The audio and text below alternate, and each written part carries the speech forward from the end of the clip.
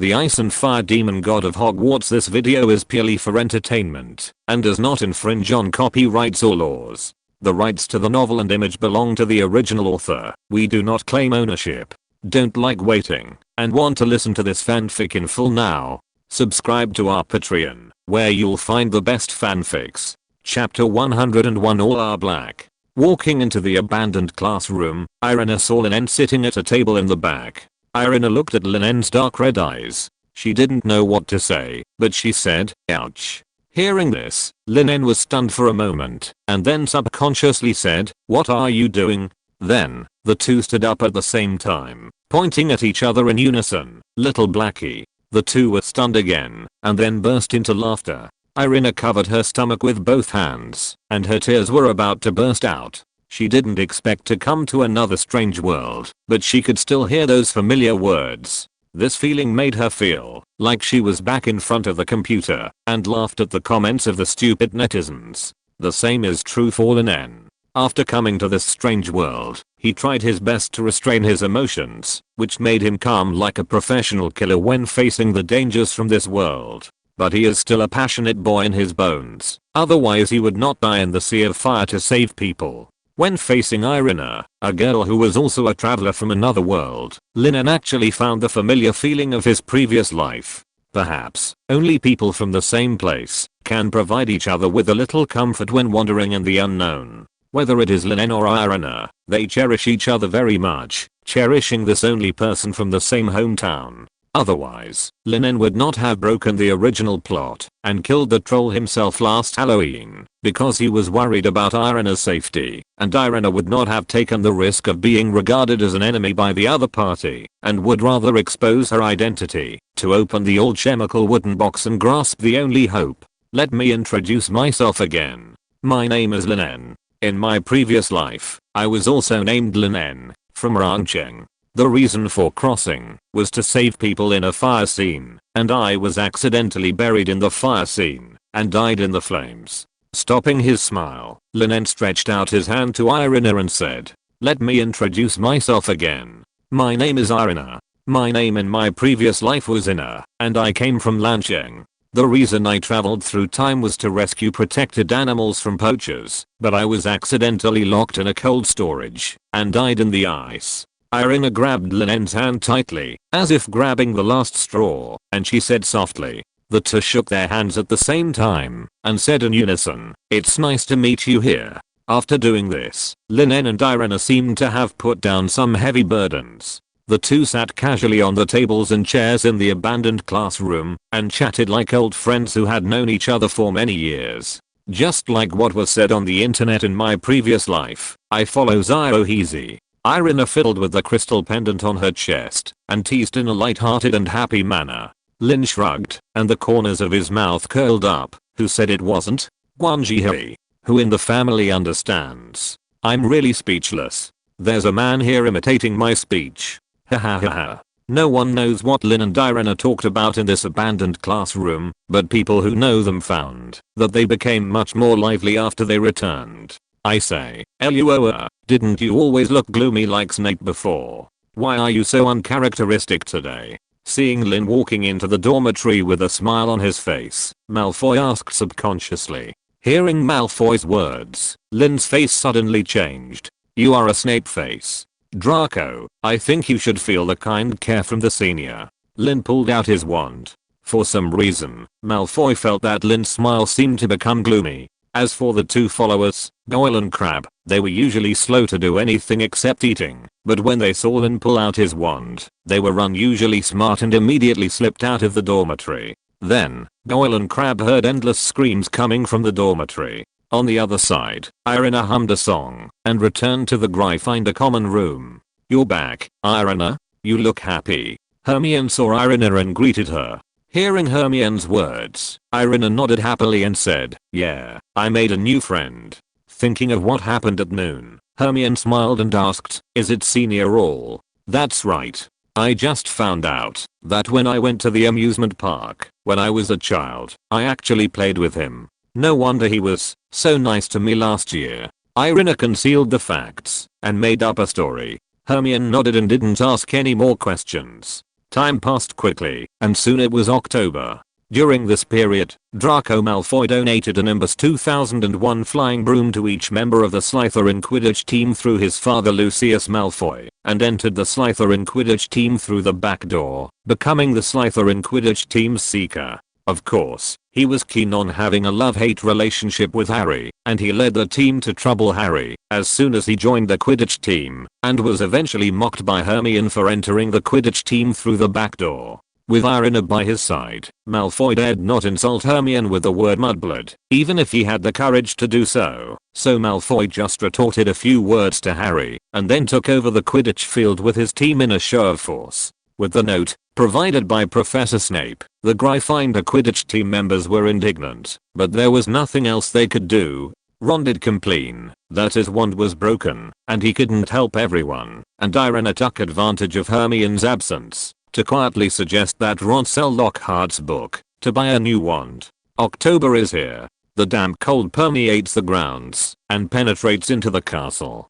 Colds are spreading among faculty and students, which makes Madame Pomfrey in the school hospital a little flustered, and even has to ask Professor Snape for help. Of course, Professor Snape himself does not understand medicine, but the stimulant he brews has a very good effect. But the stimulant brewed by Professor Snape tastes 100 times more better than that brewed by Madame Pomfrey. In addition, the ears of the little wizard who drinks this stimulant will continue to smoke like a steam train in the next few hours. Lockhart, who was frozen into an ice sculpture and caught a cold at the beginning of the school year, drank this stimulant. In this steamy environment, the warmest place in the entire Hogwarts castle is probably the common rooms of each college. Even Lin En has changed his once coquettish appearance in the rainy days and slumped in the common room to warm himself by the stove. He has a very high affinity for fire, and the dark and humid environment outside the Hogwarts castle makes him feel uncomfortable, while the warm fire in the Slytherin common room makes him feel comfortable.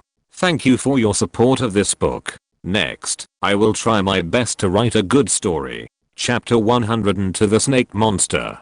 Gryffindor Common Room. Harry was telling Irina and the others that he had agreed to attend the Death Day party with Nick, who was almost headless, and invited the three to attend with him. Death Day party?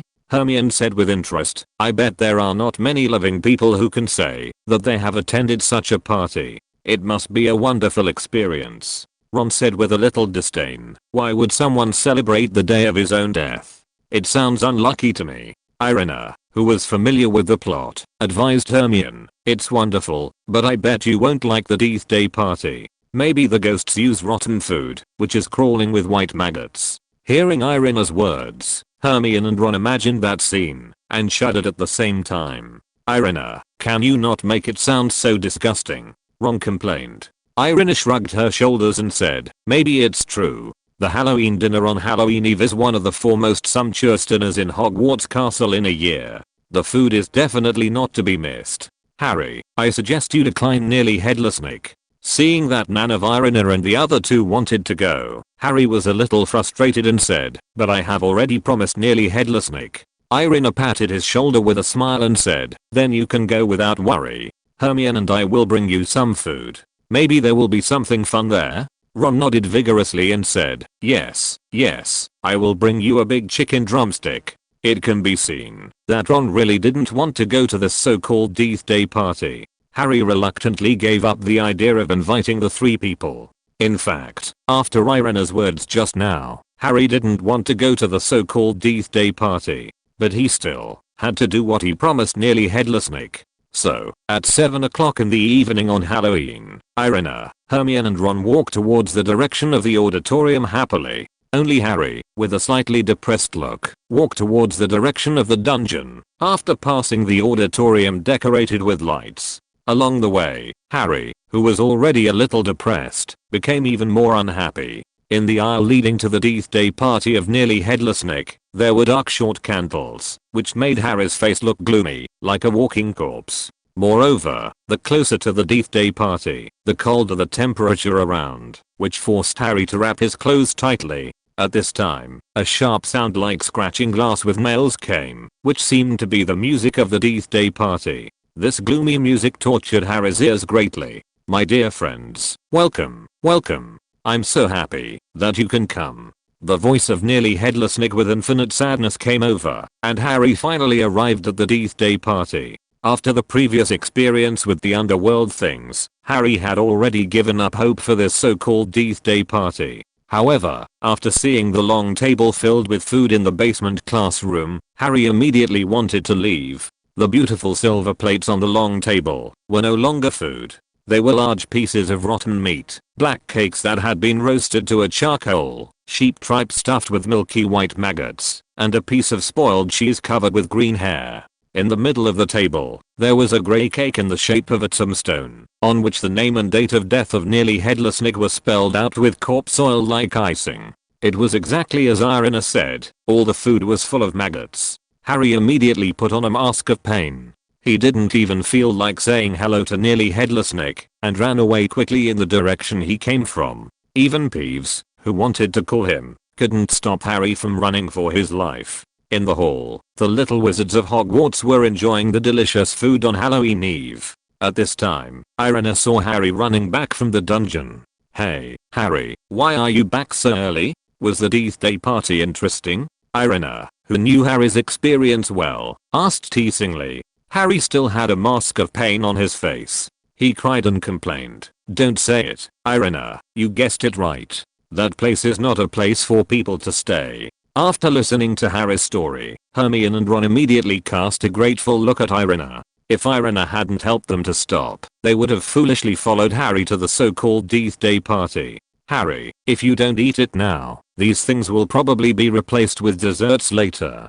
Irina looked at Harry, who was complaining helplessly, and reminded him. Hearing this, Harry was shocked and sat down next to Ron. He even grabbed the big chicken drumstick that Ron had just taken and stuffed it into his mouth. Unfortunately, Harry came back too late. Before he could eat 2 bites, the delicious food on the table disappeared in just a few breaths, replaced by exquisite desserts such as pudding. The angry Harry had to treat these desserts as staple food and stuffed them into his mouth in big mouthfuls. But just as Harry was eating, a voice that only he could hear sounded in his ears. Tear you apart, kill you." This sudden cold voice almost choked Harry to death. He choked several times before looking at Ron, Irina and Hermione beside him with horror and asked, "Did you hear it? There is a voice saying that he wants to kill people." "What voice?" "Harry, you." Hermione was stunned. Harry interrupted, "That voice has appeared again. Don't talk yet. I'm starving. It's been a long time. It's time to kill someone." The cold voice rang in Harry's ears again, but Harry found that Irina and others seemed to be completely unable to hear it. The voice became weaker and weaker. Harry could sense that the owner of the voice was moving upwards, but the ceiling above the auditorium looked like a starry sky, and there was no one there, unless the other party was a ghost that could pass through the wall. "Follow me. That person must be up there." Harry immediately stood up and wanted to stop the owner of the voice from killing people. However, Irina held him down. Irina glanced at the desserts that had disappeared on the long table, and the little wizards around who stood up and prepared to return to the common room, and said, "It's not normal that you can hear sounds that we can't hear. Besides, all the students have already gone in the direction you said, and you are not missing one." Irina naturally knew that the sound she couldn't hear came from the basilisk in the Slytherin Chamber of Secrets in Hogwarts Castle. And now, on Halloween Eve, the basilisk leaves the secret room for the first time to cause trouble. Chapter 103 Personal Guidance. Hearing this, Harry hesitated for a moment and no longer rushed out like before. Instead, he stood up and followed the crowd to slowly walk out in the direction of the sound. Irina and the other two looked at each other and followed the crowd out of the hall. When leaving the hall and gradually approaching the source of the sound, everyone smelled a strong smell of blood. Then, waves of screams from young wizards came from the front of the team. Harry seemed to have thought of something, and he squeezed to the front of the crowd, while Irina and others followed closely behind. After reaching the front row of the crowd, Harry was horrified to find that Mrs. Norris, Filch's cat, was hanging upside down on the torch at this moment. Her eyes were wide open, and her body was as stiff as a stone. On the wall where the torch was, 2 lines of words were written in blood. "The Chamber of Secrets has been opened, and those who are enemies of the heir, beware." But just when everyone was shocked, Malfoy squeezed to the front, with an arrogant look, grinning and said, "Those who are enemies of the heir, beware. You are next, mudblood."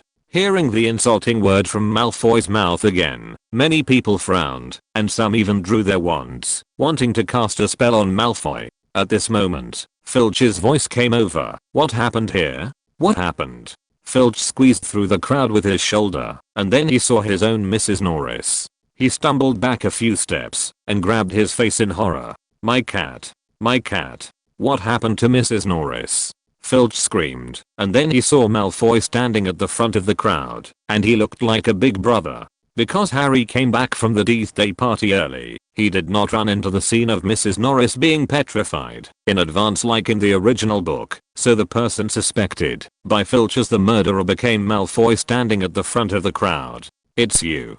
Damn platinum boy, you killed my cat. You killed it. I'm going to kill you. I'm going to."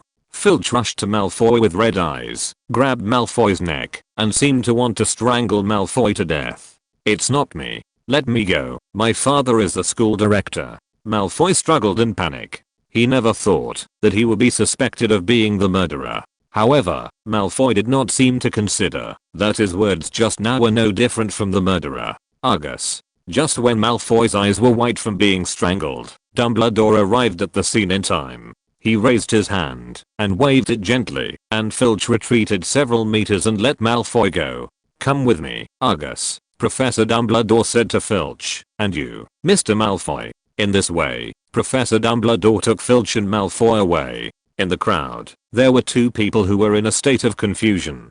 These two people were naturally Lin and Irina, who were familiar with the original book. My goodness, shouldn't Harry and his three companions be taken away in the plot? Why did it change to Malfoy this time? Exclamation mark.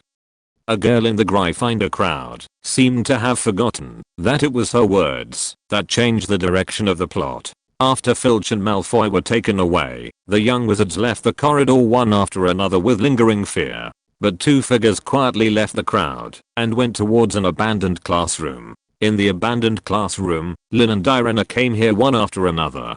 This abandoned classroom, which was once used to place the mirror of their eyes, has now become the place where Lin and Irina have met most times in more than a month. What do you mean?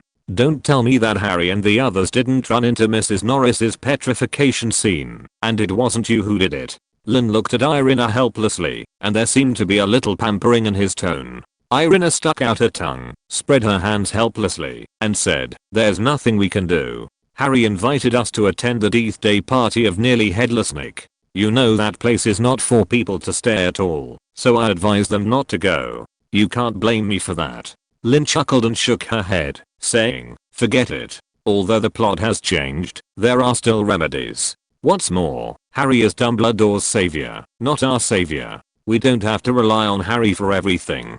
"Lin, what are you going to do?" Irina asked. Lin took out a round mirror from his pocket, handed it to Irina, and said, "This is a two-sided mirror I made. You can use it to keep in touch with me at any time in the future. In addition, I have added a video recording function to this two-sided mirror. You can use the small lens on the back of it to record the picture by injecting magic. It may be useful in the future." Irina took this special two-sided mirror as if it were a treasure. Lin continued, "Next, you can indirectly reveal the information of the Chamber of Secrets to Harry and the others. Also, Voldemort's diary should be with Ginny Weasley now. Can you try to get it?" Irina thought for a moment and said, "I'll try my best, but it's hard for me to get the diary directly from Ginny without a legitimate reason." Lin asked, "Then find a chance to steal it. Do you know how to perform the disillusionment charm?" Irina shook her head honestly, "No." Lin waved his hand, pulled out his wand from his waist, and said, "Come, I'll teach you." Irina walked over obediently, and Lin tapped her head with his wand. Irina only felt a stream of cold liquid flowing down from the part where Lin's wand hit, gradually spreading all over her body, and then she was surprised to find that her figure was completely hidden, as if she had put on an invisibility cloak. But soon, Lin waved his wand again, and lifted the disillusionment charm on Irina. "Remember this feeling," Lin En said, and told Irina the spell and casting techniques of the disillusionment spell. Irina tried to chant the spell and put the wand on her head. A familiar feeling came from the top of her head, but the cold liquid did not seem to flow all over her body like before. Instead, it gathered into streams and flowed down like water splashed on a cone roadblock. Lin En, who was standing right in front of Irina, couldn't help but laugh. Irina's body in front of Lin En turned into strips under the effect of the disillusionment spell, and Irina's flesh and some body organs could even be seen from the hidden part in the middle. Obviously, Irina's disillusionment spell failed.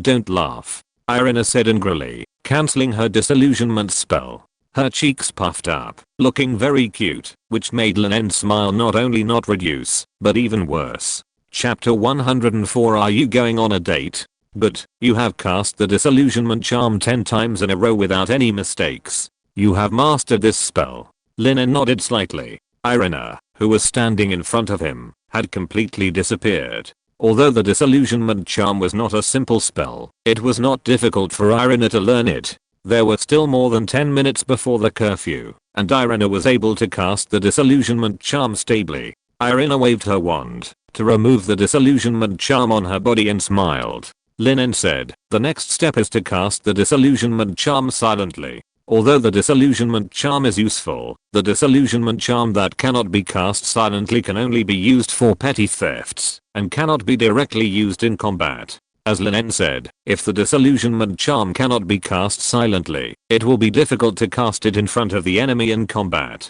After all, the enemy's ears are not deaf, and it is impossible for them to watch you disappear. You know, the disillusionment charm is also widely used in battle, especially in large-scale wars. Wizards can use the disillusionment charm to escape from the pursuit of powerful enemies and help their teammates sneak attack lone enemies. I understand. Tomorrow is Halloween, and there are no classes scheduled at Hogwarts. Do you have any plans? Irina nodded and asked. Lin thought for a while and said, I may go to Hogsmeade through the secret passage tomorrow to buy some alchemical materials. Irina asked with some doubts. Secret passage? Do you still remember the specific locations of those secret passages? It's been too long, I have forgotten them. Hearing this, Lin chuckled, took out a blank parchment from the canvas bag, showed it in front of Irina, and said with a smile, Marauder's map, you must remember this, right? Fred and George shared it with me 2 years ago. They knew that I often go out, so they put the Marauder's map with me for safekeeping. Seeing the blank parchment in Lin's hand, Irina's eyes lit up. How could she forget such a magical prop as the Marauder's map? Exclamation mark. Even if you forget who Ron is, you can't forget him. Can you take me with you tomorrow? I want to go to Honeydukes, and by the way, see if there is a place in Hogsmeade that sells magical plant seeds. Irina's eyes seemed to be shining. Magic plant seeds. Lin was stunned. Why do you want to buy that thing? Irina explained, I forgot to tell you before, in addition to ice element affinity, I seem to have the ability to have affinity with magical animals and magical plants. On the second day of school, when I was taking Professor Sprout's herbology class, I changed the pot for the mandrake, and the mandrake in my hand was very well behaved. Irina recalled the process of the herbology class that day, and told Lin everything.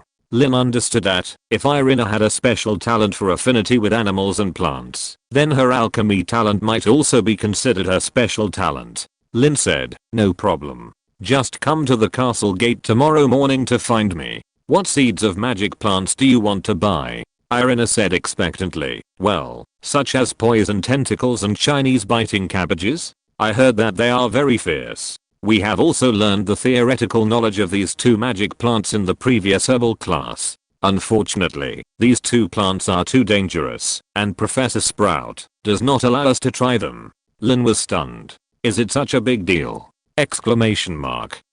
Then you may be disappointed. The Ministry of Magic does not allow private planting of poison tentacles and Chinese biting cabbages. Hogsmeade Village certainly does not sell them. I'm afraid you can only see such things in Nocturne Alley. Lin spread his hands and said. Although Irina was a little disappointed, she was not discouraged.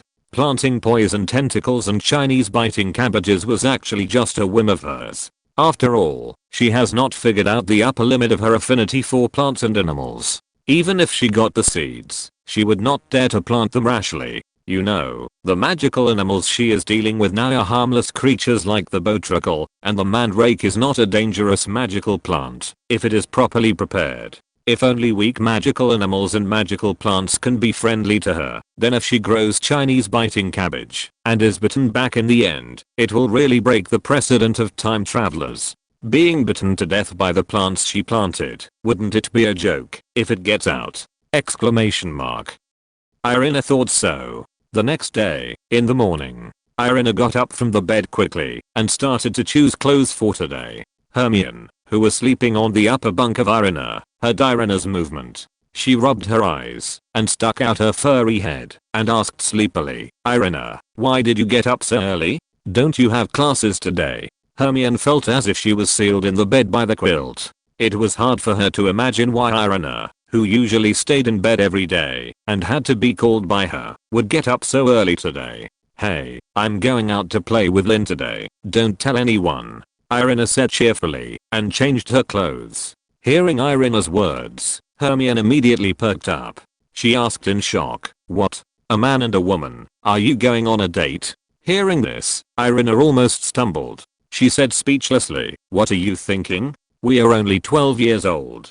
So, it's okay when we're older?" Hermione sat up and looked at Irina with interest. Irina couldn't stand Hermione's ambiguous eyes and fled from the dormitory. "I don't know what kind of books this little girl usually reads," Irina muttered and headed towards the direction of the auditorium. It must be Lockhart's book that taught her bad things. Irina felt at ease and put the blame on an unknown professor.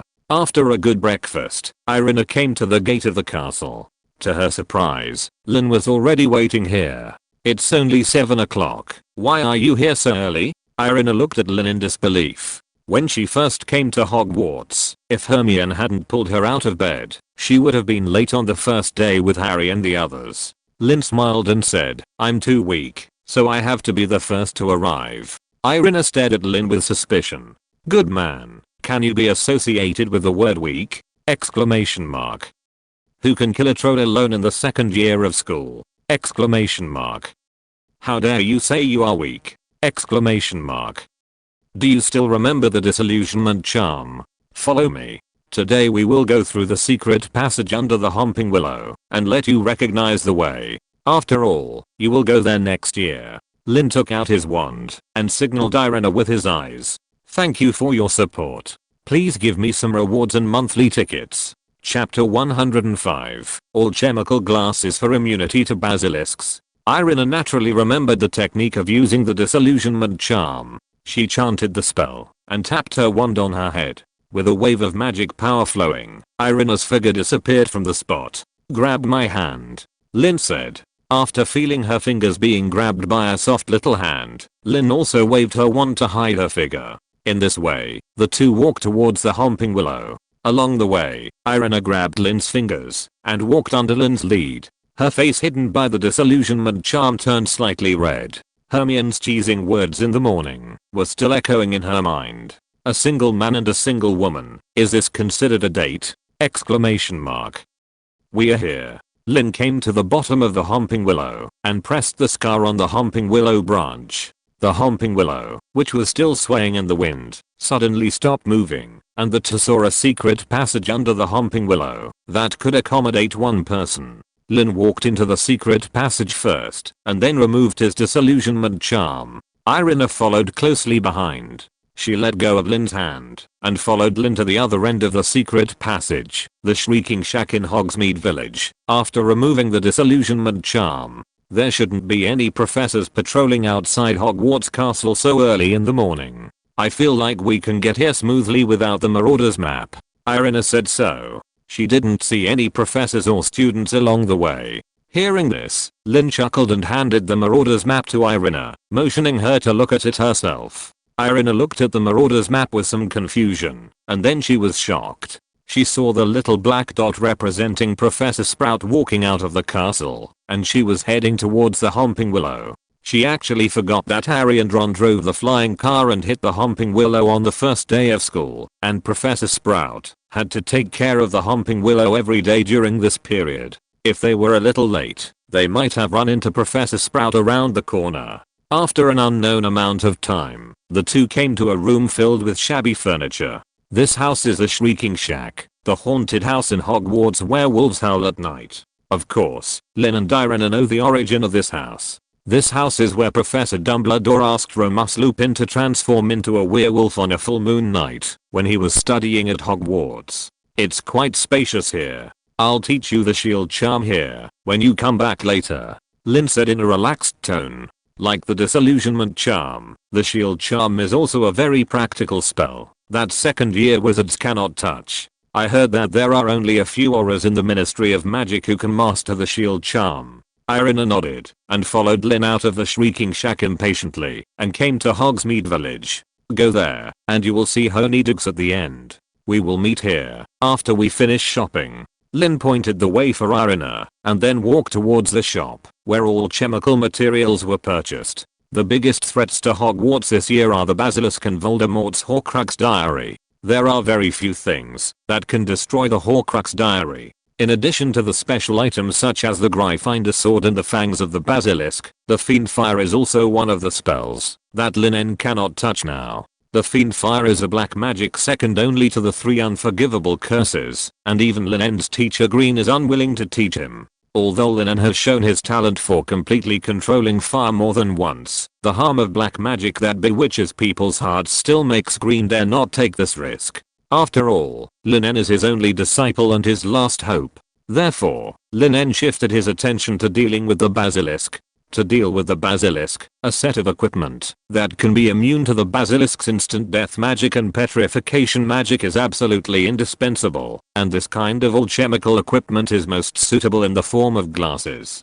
This time, Lin En came to Hogsmeade Village to purchase alchemical materials for this pair of alchemical glasses that are immune to instant death magic and petrification magic that have not yet been made.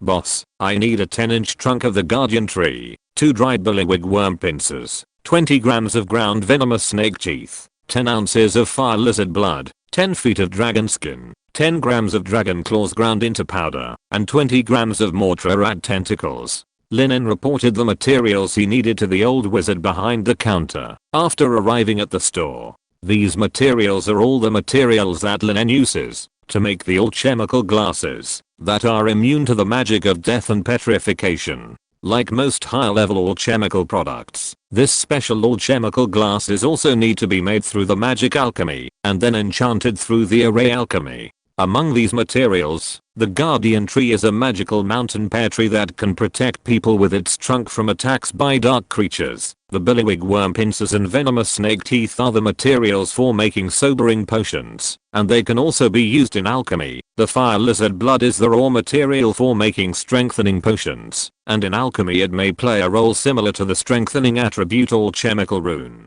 Dragon skin can resist some physical and magical attacks. All young wizards will buy a pair of dragon skin gloves when they enter school.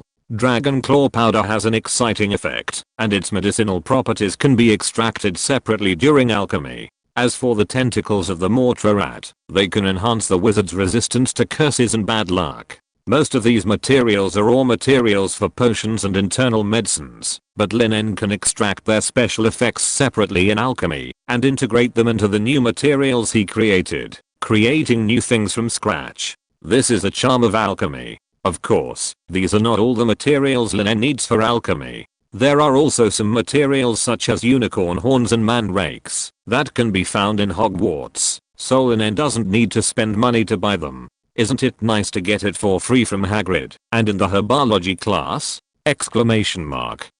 The old wizard looked at Lin En with a strange look. He had never heard of any potion that needed to use these almost unrelated materials at the same time. Yes, there is no potion that uses unrelated materials, but alchemy does. Only alchemy can extract the advantages of unrelated materials and integrate them into new materials. 98 gold galleons, the old wizard said lightly, after packing the materials needed by Lin En in a box. Lin En paid the money, stuffed the box into a canvas bag with a traceless stretch spell, and then walked towards the meeting place agreed with Irina. However, when he arrived outside the Shrieking Shack, he could not see Irina. You know, Honeydukes is much closer to the Shrieking Shack than where he went, and the time that the old wizard helped him find materials was enough for a young wizard to choose delicious food in Honeydukes. But now he is back, and Irina is still nowhere to be seen.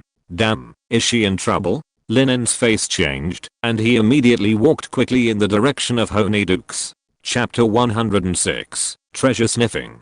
2 flowers bloom, each with its own beauty. While Lin was selecting all chemical materials, Irina had already quickly selected the snacks she wanted and came to the counter of Honeydukes to pay. There was no way. Irina's funds were limited, and she could not afford to choose too many delicacies. After paying the bill and leaving Honeydukes, Irina hummed happily and skipped towards the agreed meeting place. But on her way back, Kingv climbed out of her backpack and tugged at Irina's sleeve. "What's wrong, Kingv?" Irina looked at Kingv standing on her shoulder in confusion. Kingv looked very anxious. She pointed at Irina's pocket and then pointed behind Irina. I saw that Irina's pocket had been turned out at some point, and behind Irina was a madly fleeing Niffler with a sack in its mouth. Fuck. Bicycles. Irina was immediately anxious. The sack contained the 16 sickles she had received as change when she paid the bill. After thinking about how many chocolates she could buy with 16 sickles, Irina immediately chased after the Niffler who stole her money. However, she did not forget to use her wand to leave her mark with ice magic at the spot while chasing, so that Lin En would not be anxious because he could not find her. But Irina was a 2nd grade girl after all, and her physical strength was not as good as that of an adult wizard. In addition, the Niffler ran faster than her on 4 legs, so the distance between them was getting bigger and bigger, even if Irina cast a speed up magic on herself. Just when Irina thought she could not catch up with the Niffler turned a corner and ran towards a dead end. Irina was delighted and hurried to catch up. However, when Irina came to the corner of the dead end, the sound from inside made her stop. Irina peeked in cautiously. There were 4 masked wizards sitting in the dead end, and the Niffler actually put down the bag of money in his mouth when he came in front of the 4 wizards. "Brother, what you said before is really true. Training a Niffler can actually bring us endless wealth. Yes, when we were making money in Nocturne Alley before, we had to worry about being caught by auras, but now auras can't catch a Niffler, right? Auras can't control Nifflers at all. That's the business of the Department for the Regulation and Control of Magical Creatures. Don't be ridiculous, third brother. How can those good-for-nothings in the Department for the Regulation and Control of Magical Creatures care about our affairs?" Listening to the words of the 4 wizards, Irina suddenly felt a little confused. Obviously, the 4 wizards were dark wizards from Nocturne Alley, and the Niffler was the magical creature they trained to steal money on their behalf in Hogsmeade. "This is the treasure-stealing Niffler!" Exclamation mark. Irina was a little bit unbelievable. She knew that many wizards would choose to raise a Niffler, such as Mr. Newt Scamander who had a Niffler companion, but she never expected that someone would take such a crooked path and use the Niffler as a tool for stealing. Good man, this is really professional. However, let's not talk about whether the actions of these 4 dark wizards are right or wrong, but what they said really makes some sense. As for the group of good-for-nothings in the Ministry of Magic, the Aura Office may still be of some use, but isn't the Department for the Regulation and Control of Magical Creatures pure garbage? Exclamation mark. But no matter what, this is not a reason for you to steal my money. Irina was angry when she thought that the silver she had worked so hard to save was stolen by the treasure thief Niffler. She immediately stood up and cast a silent freezing spell at a dark wizard. Before taking action, Irina estimated her own and the opponent's combat power.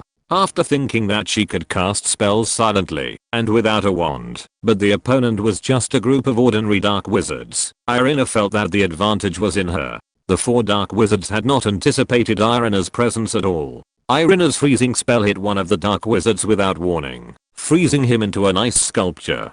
Damn, we've been discovered. The 4th one has been cursed. What are you afraid of? She's just a little witch. She looks like she escaped from Hogwarts Castle. The remaining 3 dark wizards immediately launched a counterattack against Irina. They were able to sneak out of Nocturne Alley safely, so they were naturally not vegetarians. They threw dark magic in Irina's direction. Irina dodged the spells of the 3 dark wizards with some effort. She regretted why she didn't ask Lin En for the casting skills of the shield charm last night. If she had the shield charm, she could have completely withstood the attacks of the 3 dark wizards and subdued them one by one. Fall to the ground. Disarm. Shatter into pieces.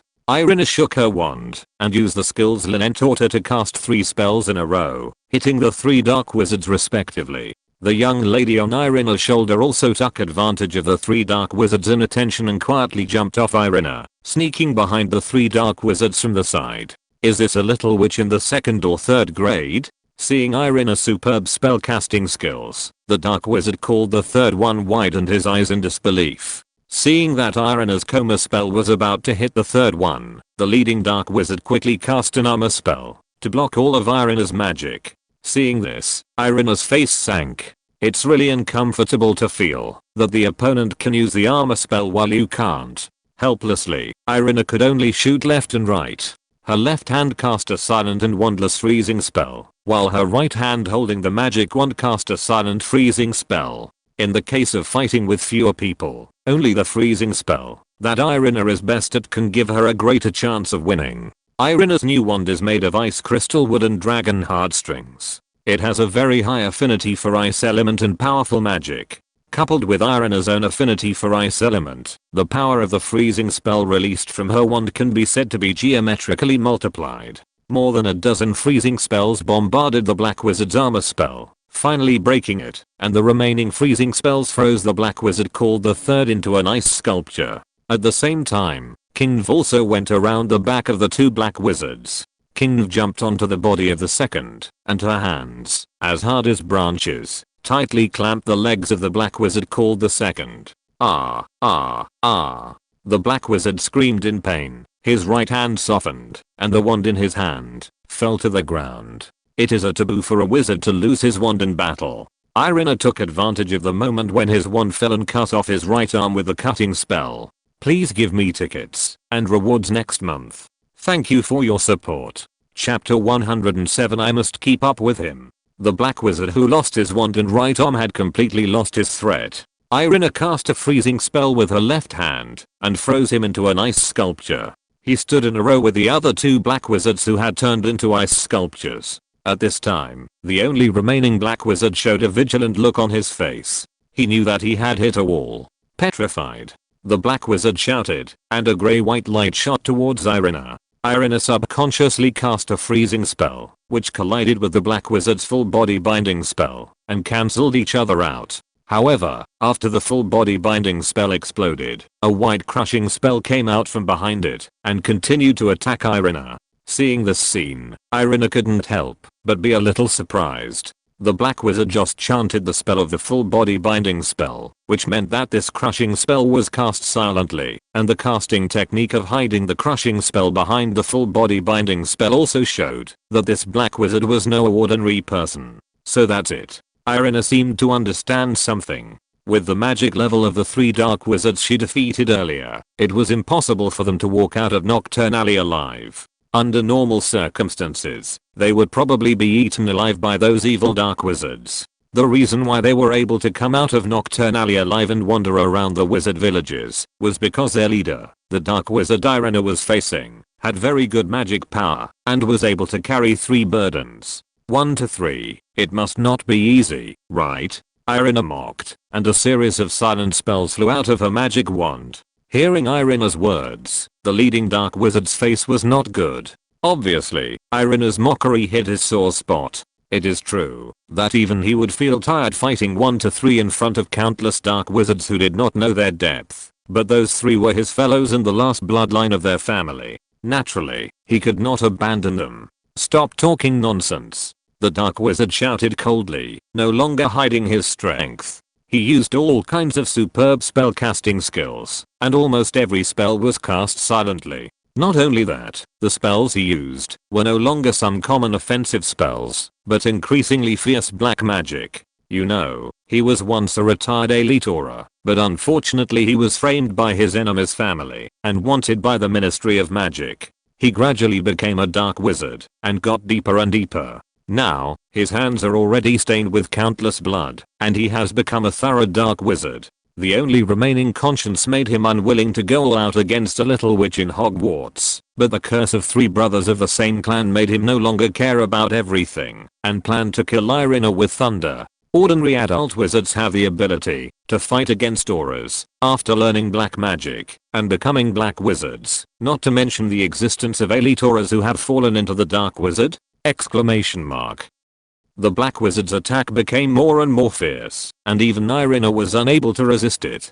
But just as Irina gradually felt exhausted and unable to resist the opponent's spell, countless golden beams shot out from behind her, blasting towards the black wizard at lightning speed.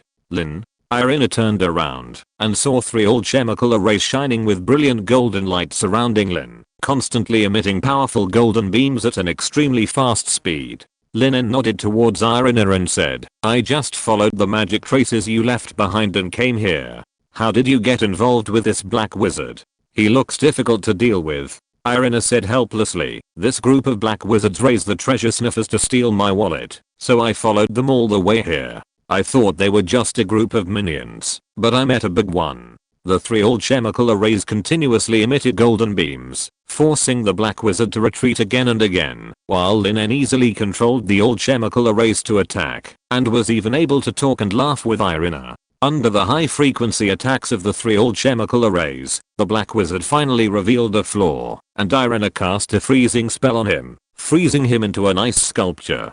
"Finally it's done. Let these guys reflect on themselves in the ice." "Oh, thank you, Kingv." Irina let out a sigh of relief. She saw Kingv running back with her purse, and quickly squatted down to take the purse, and touched Kingv's head. Seeing that Irina had no intention of continuing, Lin En shook his head gently, raised his hand and cast 4 shattering spells, blasting the 4 black wizards who were frozen into ice sculptures into blood clots all over the ground. The 4 ice sculptures exploded under the effect of the shattering spell, and countless broken frozen corpses scattered on the ground. There was even a half-broken head of a black wizard that rolled to Irina's feet. "Fuck, Lin En, what are you doing?"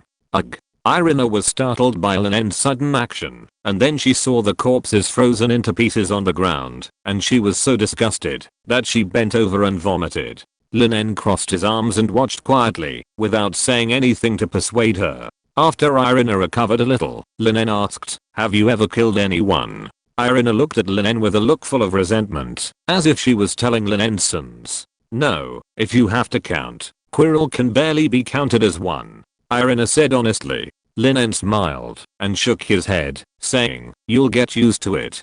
This kind of thing will happen again in the future." Lin En understood Irina's state very well. After all, when Professor Green shot Cassilis's head with a shot, although he didn't vomit on the spot due to the surge of adrenaline caused by close combat, he still felt sick every time he recalled that scene. Lin En waved his wand and cast a vanishing spell to deal with this disgusting scene. "Let's go. It's time to go back, and you should also learn the armor spell." Lin En said so, turned around and walked towards the direction of the Shrieking Shack. Irina's face still didn't look good.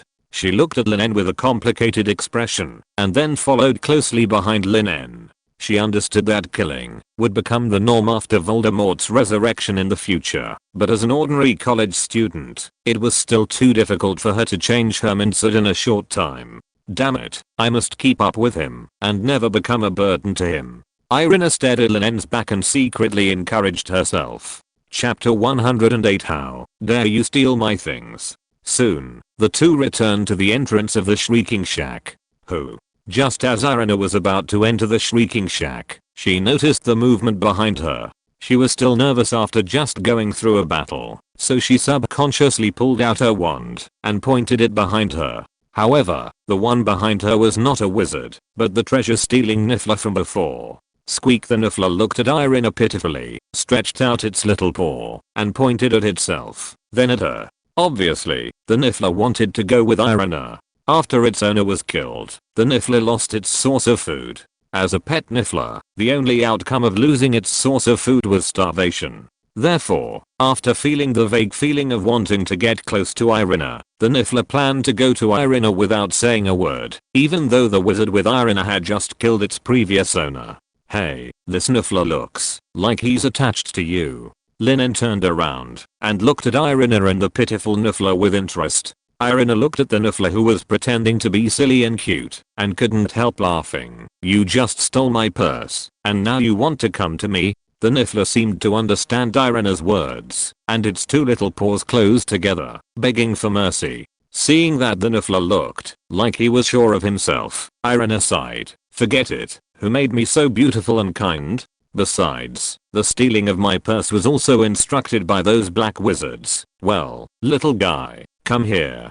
Irina, who liked cute magical animals, finally chose to forgive the Niffler. Although it had just caused her a lot of trouble, it was also used as a tool by the black wizards. What's more, after taking a closer look at the Niffler, Irina found that it seemed to be quite good looking. So, Irina stretched out a hand to the Niffler. The Niffler's eyes lit up, and he quickly jumped into Irina's hands. "Well, what should I name you?" "I got it. You were mistaken for a treasure-stealing Niffler by those dark wizards before, so I'll call you Little Treasure." Irina lowered her head and thought for a while before naming the Niffler. Little Treasure seemed very satisfied with his name. After greeting the blue girl on Irina's shoulder, he climbed onto Irina's other shoulder and stood still. "Put down the blue girl and Little Treasure. I'll teach you the armor spell." Lin En closed the door of the shrieking shack, and the room suddenly became much darker. Irina nodded. She put the blue girl and Little Treasure next to her backpack, then pulled out her wand and stood in front of Lin En. Lin En also pulled out his wand and said slowly, "You have read the original book, so you should know that the spell of the armor spell is armor protection, and its function is to deflect, rebound, or even dissipate the spell or object attacking you. As for the casting technique of the armor spell, it is." Lin En explained the casting technique of the armor spell to Irina. Unlike the disillusionment spell, Irina was already very familiar with the spell of the armor spell, but she didn't know its casting technique, so she couldn't cast the spell with just one spell. Therefore, after understanding the casting technique of the armor spell, Irina successfully released a qualified armor spell on the first try, and successfully reflected a disarming spell cast by Lin En. Depending on the amount of magic power you inject when releasing the armor spell and the direction of releasing the shield, your shield can reflect spells, rebound spells, and directly disperse the enemy's spells from weak to strong when facing the enemy's attack.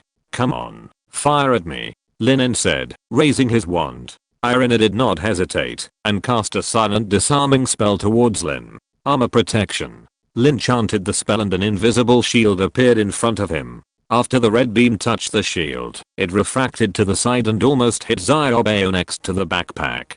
"Come again," Lin said. Irina cast another disarming spell. Lin cast the armor spell again, and the invisible shield appeared again, but this time, Irina's disarming spell was not refracted to other directions, but returned to the original path and shot towards Irina. Irina, who was well prepared, quickly dodged her attack. Adjust the angle of the shield release, and point the center of the shield towards the direction of the spell, so that the spell can be rebounded. Similarly, by adjusting the angle of the shield release, after practicing to the extreme, you can even refract the enemy's spell to any direction you want and use the enemy's spell to attack the enemy. Lin explained to Irina. "Armor protects me." Lin En waved his wand again. This time, he called upon the power of the magic stone and the power of the demon god.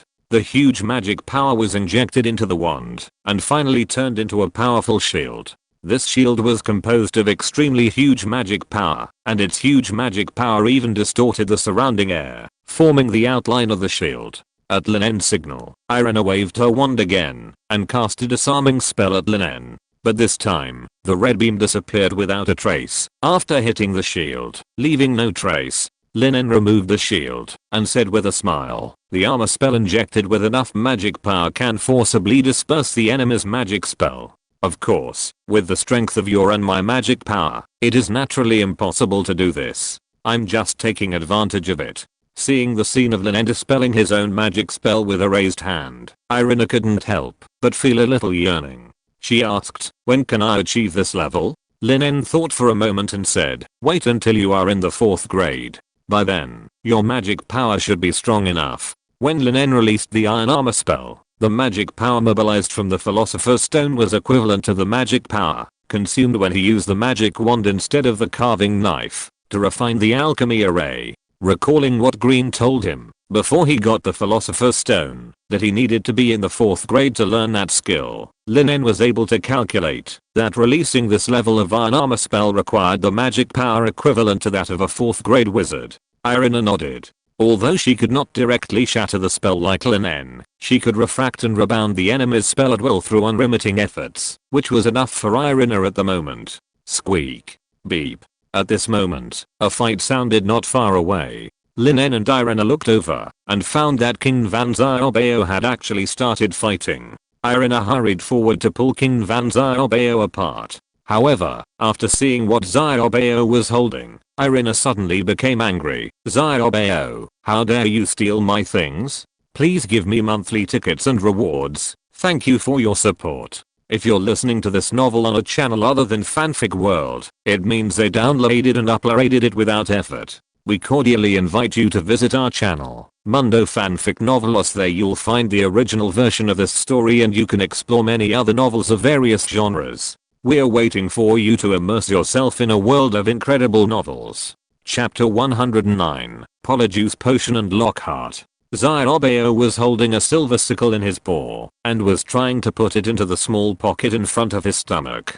Irina lifted Zyobeo up with one hand and stared at him with her beautiful eyes. Seeing that he was caught, Zyobeo quickly offered the silver sickle with his paws, showing a flattering look. That's the nature of the sniff. How about you give it this? Lin En said with a smile and handed a golden transparent bead to Irina. Glass bead. Irina suddenly realized that the sniff liked beautiful golden things by nature, and the glass bead was similar to crystal, so it was perfect for fooling the sniff. Irina happily took the glass bead, then shook it in front of the sniff, and said, Zyobeo, I will give you one of these treasures every day in the future, but the premise is that you can't steal other people's things without permission. The moment Zyobeo saw the glass bead, his eyes lit up. He threw away the silver sickle in his hand, stretched out his paw, and tried his best to reach the golden glass bead in Irina's hand. Irina handed the glass beads to Zyobeo, who quickly stuffed them into his pocket and bowed to Irina in a flattering manner.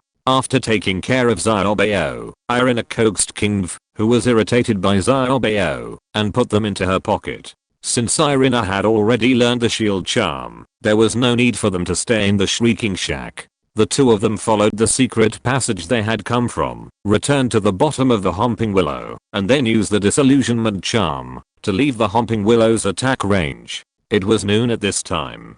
After Lin and Irina returned to their dormitories to put down their things, they hurried to the Great Hall to enjoy lunch. After lunch, Lin returned to the Slytherin dormitory to conceive the blueprint for the production of the alchemical glasses, while Irina went to the Gryffindor common room to meet Hermione and the other two. How was the date? Was it going well? Hermione said teasingly, and her eyes were full of ambiguity when she looked at Irina. What?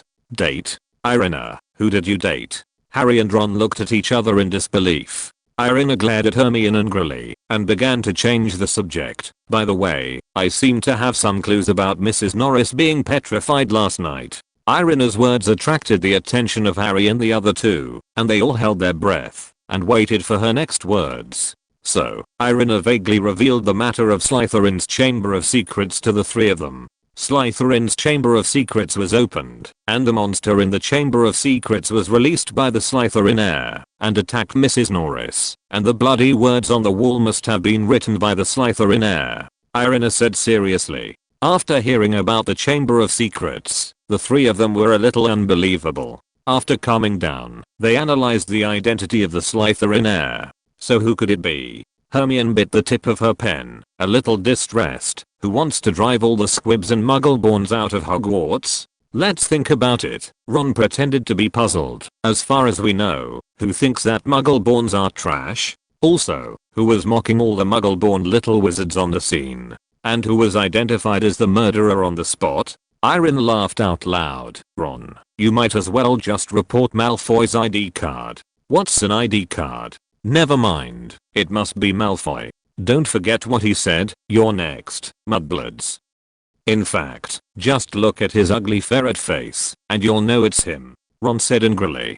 Hermione said with some doubt, Malfoy is the heir of Slytherin? But how could someone be so stupid as to come out and identify himself right after doing something bad? Harry closed the Quidditch book in his hand. He agreed more with Ron's point of view. Maybe Malfoy is just a fool. Look at his family. They are all in Slytherin. He often brags about this to others. They may be the descendants of Slytherin. His father is evil enough. At this time, Irina interrupted. Wait, if I remember correctly, I once saw in an ancient book that the Gaunt family of the sacred 28 families are the descendants of Slytherin. Ron said, maybe they had a marriage before. In any case, Malfoy is most likely the heir of Slytherin. Seeing that Malfoy could no longer get rid of the blame, Irina shook her head and did not continue to persuade. Maybe there is a way. Hermione poked her head. Of course, it's not easy to do. At least 50 school rules must be violated. That is to use the Polyjuice potion,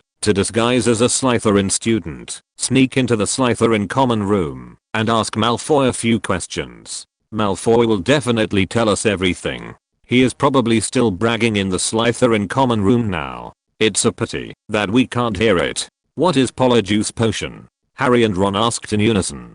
Hermione explained. Polyjuice potion is a potion that turns you into another person. Snape once said that this potion is recorded in the book Powerful Potion, but it must be in the restricted area. At this point, Hermione couldn't help but feel a little annoyed. You know, if you want to borrow a book from the restricted area of the library, you must have a professor to give a handwritten signed approval note. Hermione told a few people about the restricted area, and Harry and Ron were a little helpless. After all, they had no reason to borrow this book. Maybe I can get a note of approval from the professor, Irina suddenly said. Although she did not bring Lockhart's book to the first defense against the dark arts class, and she made up a lot of things about Lockhart on the test paper, and even froze him into an ice sculpture, the narcissistic Lockhart still thought that Irina was his little fangirl. Instead of blaming Irina, he gave her a whole set of his own books. Therefore, Irina could ask Lockhart to sign on a blank piece of paper under the pretext of asking for an autograph, and then she could add the book application to the paper, signed by Lockhart to obtain the signature slip for the book. Harry, Ron, and Hermione trusted Irina very much. They did not ask too many questions, but directly agreed to Irina's request. After deciding on the action plan, Irina returned to the dormitory alone. She took out the two-sided mirror that Lin gave her and injected magic into it. Soon, Lin's face appeared in the mirror. Irina briefly told Lin En about the conversation with Harry and the other two, and then said, I plan to trick Lockhart into signing some papers. Do you need them? I heard that you and Lockhart had a bad fight in the first class. I guess you can't get the signatures like I did. Hearing Irina's words, Lin En was stunned, and then he didn't know whether to laugh or cry. My goodness, Lockhart is just a big nemesis in front of you. Chapter 110 Irina's preference. However, Lin did need Lockhart's autograph. Since Green resigned from Hogwarts, Lin wanted to get the alchemy books on the list given by Green from the restricted area. He had to rely on the illusion to sneak into the restricted area and secretly copy them out. This efficiency was much lower than borrowing the books directly. Of course, as a loyal fan of Lockhart, the more the better, Lin said with a chuckle. Irina made an okay gesture and said happily, okay, I'll go get the autograph now. See you at the old place later. After that, Irina took the initiative to cut off the magic supply of the two-way mirror. Taking advantage of the afternoon break, Irina came to the floor where the defense against the dark arts professor's office was located and ran into Lockhart, who came out to get water. Professor Lockhart, can you please sign for me? Your defense against the dark arts classes these days are very interesting, and we all like them. Irina pretended to be a brainless little fangirl and praised him against her will. In her heart, Irina was complaining about Lockhart's terrible acting in the skit in the defense against the dark arts class. Seeing Irina, the particularly pretty little witch, asking for an autograph, Lockhart felt his vanity satisfied. He showed his white teeth and said with a smile, of course, beautiful Miss Lowell. Great, I'll leave it to you, Professor Lockhart. Irina chuckled and handed Lockhart a large stack of blank parchments. Lockhart felt his hand sink. After seeing at least 100 sheets of blank parchments in his hand, he froze. Lockhart said with a forced smile. Miss Lowell, I don't think you need so many autographs, right? Irina looked at him with a smile. But many of my sisters also want Professor Lockhart's autograph. I think Professor Lockhart, who is both wise and brave, will not refuse us loyal fans. Lockhart, who was flattered, was in a dilemma. Finally, Lockhart signed for Irina. After signing more than 100 blank parchments one by one, Lockhart felt his hands cramping. He had never imagined that signing for fans would be such a painful thing. After watching Irina leave his defense against the dark arts professor's office, Lockhart looked at his dried ink bottle with regret. Why did he agree to her in a rush? Exclamation mark. Lockhart regretted it very much. On the other side, Irina, who got the signature slip, jumped into the familiar abandoned classroom, where Lin was already waiting. Here, these are all. I only need 10 for myself. Irina smiled and threw a bunch of parchments signed with Lockhart's name to Lin. After taking the parchment and feeling the weight in his hand, Lin En was a little surprised. So much. Irina said very proudly, hey, I pretended to be his little fangirl and praised him a few words, and then he was so proud. Didn't you see that his right hand looked like he had Parkinson's disease after he signed his name? He used up all the ink for me. Lin En looked at Irina with some amusement. You are just grabbing the wool. TSK, you give me more than 90 sheets and leave 10 for yourself? You are so partial to me. After putting the handful of signatures in his hand into the canvas bag, Lin En said teasingly. Hearing this, Irina blushed, then rolled her eyes at him and said, you think too much. I just see you often go to the restricted book area, and I feel that you will need this more than me. Lin En said happily, you care about me, so I have to prepare a return gift. What return gift? Irina asked expectantly. Lin blinked mysteriously and said, I'll tell you when the time comes. The Halloween holiday passed quickly, and after the first herb class after the holiday, Irina did not leave the greenhouse, but stayed. What's the matter, Miss Lowell?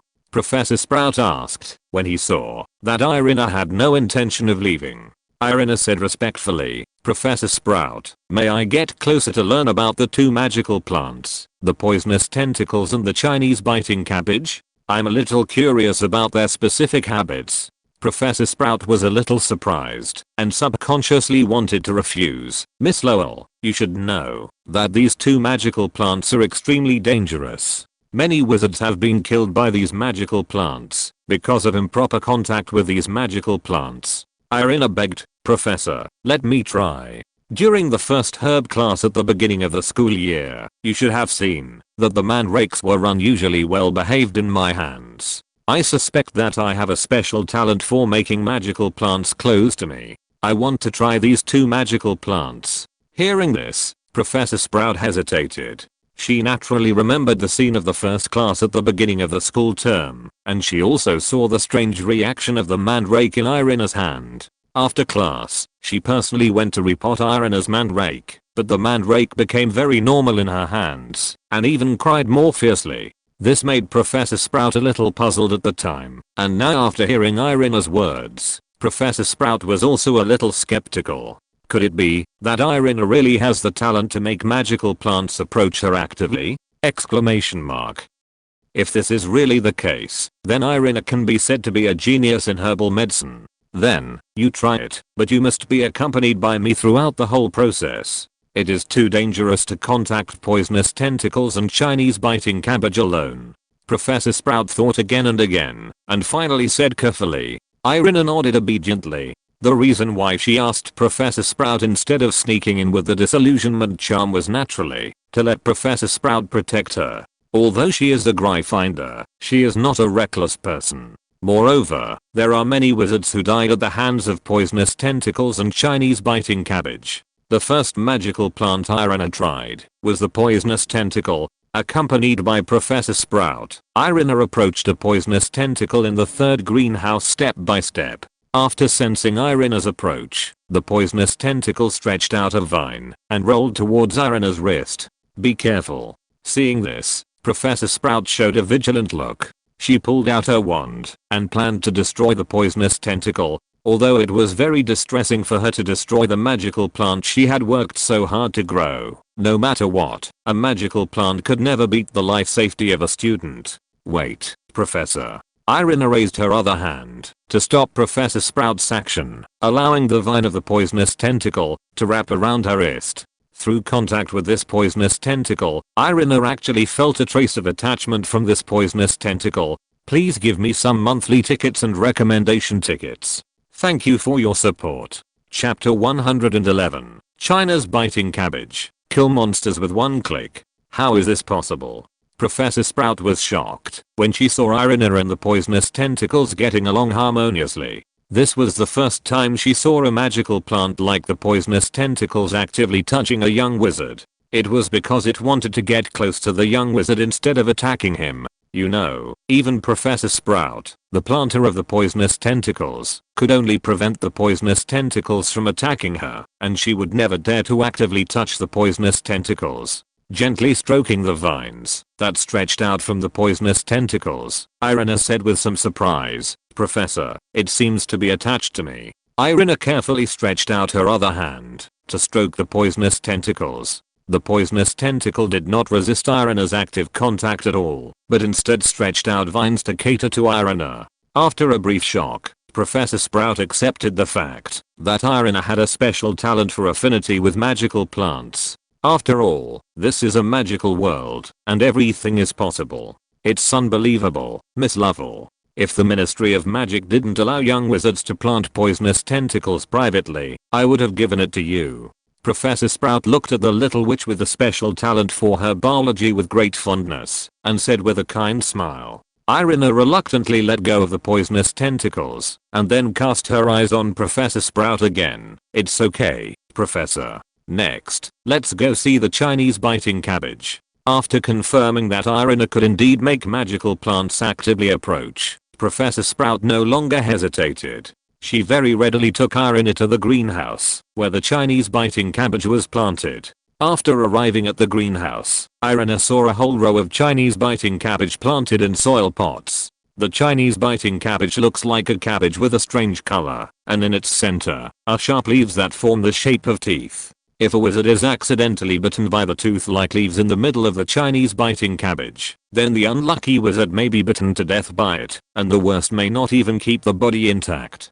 The Chinese biting cabbage is an extremely dangerous magical plant. Even if you have a special plant affinity, you must be careful, Professor Sprout said. Even she did not dare to get too close to the Chinese biting cabbage, which is a very threatening magical plant. Irina nodded carefully, and she slowly approached one of the Chinese biting cabbages. After sensing Irina's approach, this Chinese biting cabbage suddenly opened its cabbage-like coat and showed Irina its sharp leaves inside. Irina almost closed her eyes, gritted her teeth, and stretched her little hand towards the Chinese biting cabbage. Soon, her little hand felt a strange touch. Irina was pleasantly surprised to find that the Chinese biting cabbage did not dislike her contact. Although it did not feel attached to her like the poisonous tentacles, Irina could also feel the other party's closeness. Professor, can I try to hold it up? Irina asked tentatively. The Chinese biting cabbage, a magical plant, can survive even if it leaves the soil, and can even chase the enemy and bite the enemy to death. When facing powerful black wizards, some magical botanists will even choose to throw the Chinese biting cabbage out of the soil to the enemy, and then let the Chinese biting cabbage chase the enemy and bite it to death. This is why most wizards dare not provoke powerful magical botanists. Professor Sprout was relieved when she saw that the Chinese biting cabbage did not attack Irina, and she nodded gently. So, Irina carefully hugged the bottom of the Chinese biting cabbage and gradually pulled it out of the soil pot. The Chinese biting cabbage did not resist Irina's actions, but instead conveyed a happy emotion because of Irina's more intimate actions. Holding the Chinese biting cabbage, Irina even imagined the beautiful scene of a future battle in which she would put on a layer of disillusionment charm, throw the Chinese biting cabbage at the enemy, and then automatically fight. Okay, you should put it back, Irina. Professor Sprout kindly reminded. Irina put the Chinese biting cabbage back reluctantly. She knew that, even if she wanted the two magical plants, the poison tentacles and the Chinese biting cabbage, she could never do it openly. After all, the Ministry of Magic at this stage still has great authority. When Voldemort is resurrected, the Ministry of Magic is occupied by Death Eaters, and the British magic world is in chaos. Irina may still be able to ignore the laws of the Ministry of Magic and act recklessly like the trio in the original book. After leaving Professor Sprout's greenhouse, Irina still missed the 2 magical plants she had just seen. While Irina was trying her affinity for magical plants, Lin En also began to try alchemy glasses in the Slytherin dormitory. As early as the night, when he returned from Hogsmeade, Lin En asked the wealthy Hagrid for a unicorn horn, and went to the 3rd greenhouse with a disillusionment spell, to touch 2 mandrake seedlings. Although mandrake seedlings do not have the ability to cure curses such as petrification, the magic alchemy does not look at the function of the material itself, but the properties carried by the material. This is an extremely unreasonable judgment method. It's like you are a person with a very high learning talent, but you rank last in grades because you never study. But the magic alchemy will not care about your current grades and rankings. It only knows that you have a very high learning talent and can directly extract the properties of your extremely high learning talent. Not only that, even if a material only has a certain symbolic meaning, the magic alchemy can extract its associated properties. For example, peach wood has the symbolic meaning of warding off evil in China, so the alchemy of the magic system can make the alchemical products with peach wood as the material truly have the function of warding off evil. Lin En first ground the unicorn horn into powder, and then placed it side by side with other materials in front of him. "Get up!" Lin En shouted softly, and the golden magic power flickered in the dormitory. In front of Lin En, unicorn horn powder, mandrake seedlings, guardian tree trunks, dried billywig insect pincers, venomous snake tooth powder, lizard blood, dragon skin, dragon claw powder and mortar rat tentacles. These materials with the property of resisting curses or the symbolic meaning of resisting curses were added one by one into the golden magic light ball. Then, the red flame rose up, covering the golden magic light ball that fused these materials, and refining the essence of these materials at extremely high temperatures. Chapter 112, Little White Mouse: Creevy. Under the smelting of pure flames, these magic materials gradually lost their original shape, and turned into a liquid that flashed with strange light. Lin En raised his hand, and a crystal the size of magic cube, and a piece of bronze 1 foot long were added to give this alchemical product a carrier. Unlike the alchemy of the power of the devil, this time the alchemical glasses did not need to create a new material, but only needed to give the special properties of the magic materials to the existing carrier. Under the control of Lin En's flames, the strange liquid melted into the crystal and bronze, and these crystals and bronze also kept changing their shapes, and finally turned into a pair of exquisite glasses. This pair of glasses is made of crystal, and the joints are added with bronze materials. Strange magic lights flickered on the surface of this pair of alchemical glasses. Lin En could see several natural alchemical lines on this pair of alchemical glasses. So far, this time the alchemy of the magic system has been completed. What Lin En needs to do next is to add an alchemical array to it to strengthen its ability to be immune to the magic of death and petrification. Unlike previous alchemy, this time, the alchemy glasses need to be attached with alchemy arrays with alchemy runes such as immunity, curse resistance, magic resistance and magic rebound as the main attributes, which are all in the more advanced alchemy field. Even in the French magic world, only the first tier senior alchemists can refine these alchemy arrays. Otherwise, the magic world would not have so few alchemy products that can defend against black magic. The reason why the anti-curse hat and anti-curse gloves invented by the Weir Lightwinds in the original book are so popular is that there are no similar competing products on the market, which makes the Weir Lightwinds anti-curse series of alchemy products dominate. Lin En slowly exhaled a breath of turbid air, dispersed the flames in front of him, and reached out to grab the original embryo of this pair of alchemy glasses. Swish. When Lin En raised his hand, a carving knife flashing with silver white light appeared in his palm. This was the mithril carving knife that Lin En had made 2 years ago.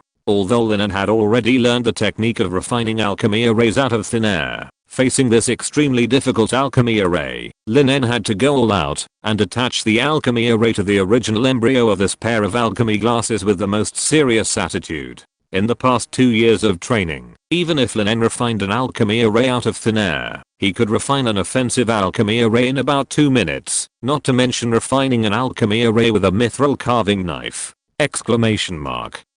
Today's Lin En is no longer like 2 years ago. It took a week to refine an enchanted dagger for his mother Irina. Lin En stayed in the dormitory for the whole afternoon to do alchemy, and he didn't even go to the dinner. If Lin En didn't happen to have no classes this afternoon, I'm afraid someone would think he had disappeared. Finally succeeded. After completing the last cut and connecting all the magic circuits, Lin En finally smiled and picked up the alchemy glasses in his hand. Lin En chanted a spell, and a golden light flashed across the surface of the alchemy glasses. As the golden light lit up, the alchemy arrays on the surface of the alchemy glasses were hidden inside, unable to be seen by outsiders. Although it is likely to be immune to the basilisk's instant death magic and petrification magic, nothing is certain before the real test. Lin En put on the alchemy glasses and felt them carefully. After feeling the magical power from the alchemy glasses, Lin En was sure that it was immune to the curses and black magic he had seen except the fiery curse, and could even rebound some weaker offensive magic. However, the basilisk's instant death magic and petrification magic were completely new areas that he had never touched before. Brand new means unknown, and as a rigorous alchemist, before the product is truly tested, there is no difference between a 1% success rate and a 99% success rate. After all, practice makes perfect. If I remember correctly, the next victim of the basilisk incident is Harry's little fanboy, Creevy, and the time is after the Quidditch game. Well, if that's the case, then it's easy to deal with. Lin seemed to have thought of something, and he walked out of the Slytherin dormitory with his alchemy glasses. The dinner was probably just over at this time, and if he went out now, he should be able to catch up with Irina. Lin thought to himself, and quickly walked down the stairs to the auditorium. Sure enough, Irina had just stood up from her seat, and was about to return to the Gryffindor common room with Hermione and the others.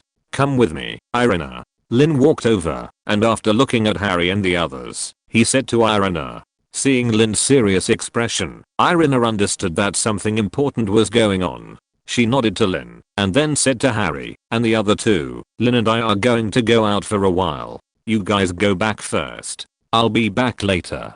Hearing this, Hermione looked at Irina ambiguously and said, go quickly. So Irina followed Lin out of the hall. I remember that Irina used to call him Senior Roll, didn't she? Now the name seems to be more intimate, Harry said with some confusion. Hermione covered her mouth and snickered. It's normal. The puberty of little girls is probably coming. Hearing this, Harry and Ron were a little surprised. Ron widened his eyes and said, Hermione, you mean Irina? Hermione spread her hands and said, I haven't said anything yet. Maybe they are just good friends like us. After all, Irina hasn't admitted it yet. On the other side, Lin and Irina came to the abandoned classroom in the old place. Irina, can you please help me give this pair of glasses to Creevy, and make sure he wears them on the day of the Quidditch game this weekend, and he can't take them off no matter what. Lin solemnly handed the alchemical glasses to Irina and said. Irina was a little confused and asked, Creevy, the little boy in our Gryffindor who kept staring at Harry and taking pictures? Why is it him? And what are these glasses? Lin told Irina the function of the alchemical glasses and the intention of giving them to Creevy. Hearing this, Irina couldn't help but feel a little embarrassed. But, if we do this, aren't we treating Colin as a guinea pig for the experiment? This is not good. Hearing Irina's words, Lin chuckled and said, after all, I'm a Slytherin, and I will naturally do whatever it takes to achieve my goal. What's more, even if I didn't intervene, Creevy would be petrified by the basilisk on the day of the Quidditch game. Please reward a monthly ticket. Please please. Chapter 113 A Little Secret Between Lovers? Irina hesitated for a long time, but finally agreed. Regardless of whether the alchemical glasses work or not, it is beneficial to Colin. If the alchemical glasses can work, it would be the best. Even if they can't work, Colin will at most be petrified by the basilisk like in the original book, and it won't cause any worse results. Okay, Irina carefully put away the alchemical glasses. I will give it to Colin. Lin En smiled and said, that's right, this experiment is for the greater good. If it succeeds, then you and I don't have to worry about the basilisk's instant death magic and petrification magic. Hearing this, Irina couldn't help but roll her eyes at him and said, don't imitate Grindelwald's words. Just test it. What's the greater good? Lin En smiled and said nothing. By the way, after the Quidditch game is over, should we intervene in Dobby's affairs? Although Dobby is for Harry's good, for now, it will only cause trouble for us. Irina said so. Although she likes house elves, and has met many of them in the Hogwarts kitchen, Dobby's presence is likely to cause things to go in an unfavorable direction. Irina is still relatively rational in major issues. Lin thought for a while and asked, do you plan to stop Lockhart from treating Harry's arm? After all, Harry is your friend. Given Harry's broken arm, if Lockhart hadn't cast the wrong spell and pulled out Harry's bones, Harry wouldn't have needed to be hospitalized in the school hospital. And if Harry hadn't been hospitalized in the school hospital, Dobby might not have appeared as in the original book. Irina hesitated for a moment and said, let's not stop it. If Dobby's problem can't be solved at once, it may bring more troubles in the future. Knowing Irina's choice, Lin smiled and said, in that case, I'll have to trouble you to do me another favor. When Lockhart casts a spell on Harry, use the recording function of the two-way mirror I gave you to record the picture and sound, and send it to my two-way mirror. Hearing this, Irina immediately understood Lin's intention. Her eyes lit up and she said, do you want to learn the spell that Lockhart cast incorrectly? Lin smiled and nodded. Yes, this bone pulling curse is very practical. Think about it. If you can pull out the arm bones of the opponent's arm holding the wand during a battle, what can the opponent use to fight you? Irina agreed with him very much. By the way, do you have any magic that can limit Dobby? After all, even the anti-apparition spell of Hogwarts cannot limit the apparition of house elves. Irina said with some worry. If there is no way to limit Dobby, then even if Dobby is tied up, he can escape directly with a snap of his fingers. Lin En chuckled and said, it's very simple. Use house elves to defeat house elves. Come out, Gale. As he said that, Lin En snapped his fingers. Bang! With the sound of an explosion, Gale, the house elf of the Roll family, appeared beside Lin En. Gale, wearing a clean blue and white pillowcase, looked much more refined than other house elves. Gale bowed to Lin and Irina respectively and said, good evening, respected master and beautiful lady. Irina was a little surprised to see Gale's appearance. Lin, is this your house elf? Lin nodded and said, as early as the beginning of the semester, I ordered Gale to sneak into Hogwarts Castle. After we control Dobby, I will let Gale tie it to Rao Manor. If nothing else, Dobby won't get in our way at least this semester. Of course, after kidnapping Dobby, Gale has to return to Rao Manor. After all, my mother still needs Gale's care. Lin said with a smile. Irina looked at Gale with some envy, and then said, okay, then we will ambush in the school hospital together. When Dobby appears, we will attack together, control it and hand it over to Gale. After discussing the plan for the Quidditch game that day, Lin asked Gale to go back, and the two left the abandoned classroom one after the other. After returning to the Gryffindor common room, Irina immediately found Colin Creevy. Colin, can I ask you to do me a favor? Irina called Colin. Seeing Irina take the initiative to greet him, Colin was a little excited. Ah, it's you, Irina, the Valkyrie who defeated the remnant soul of the mysterious man last year. It's my honor to help you. Hearing Colin's exaggerated words, Irina was a little ashamed. What Valkyrie? Which bastard is giving her a random nickname? Irina was furious. However, she didn't know that the bastard who gave her a random nickname was far away and close at hand. Irina forced a smile, took out Lin's alchemical glasses, and said, Colin, on the day of the Quidditch match this weekend, can you please wear them all the time and never take them off? This is a special magic glasses that can prevent some bad magic. Colin took the alchemical glasses and was a little confused. Yes, but why me? Irina lied, because I saw you often take pictures of my friend Harry. You must like him very much, so I think you can take on this important task. Colin was confused. He thought about it and didn't think of any necessary connection between his love for Harry and being able to take on this important task. Before Colin could speak, Irina continued to fool him. If you can do what I just said, then after that day, I will give you 10 autographed photos of Harry. How about it? Hearing this, Colin's eyes lit up and said, "You said it earlier. Wear these glasses all the time, and don't take them off, right? No problem, leave this to me."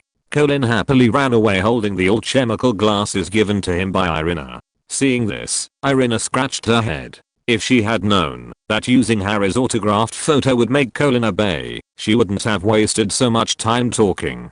After explaining Colin's affairs, Irina walked towards Harry and the others. "What did Senior Al tell you?" Hermione looked at Irina curiously. Irina shook her head, winked at her mysteriously, and said, "Keep it a secret." Hermione quietly leaned over, put her lips next to Irina's ear, and whispered, "Why, is it your little secret as a couple?"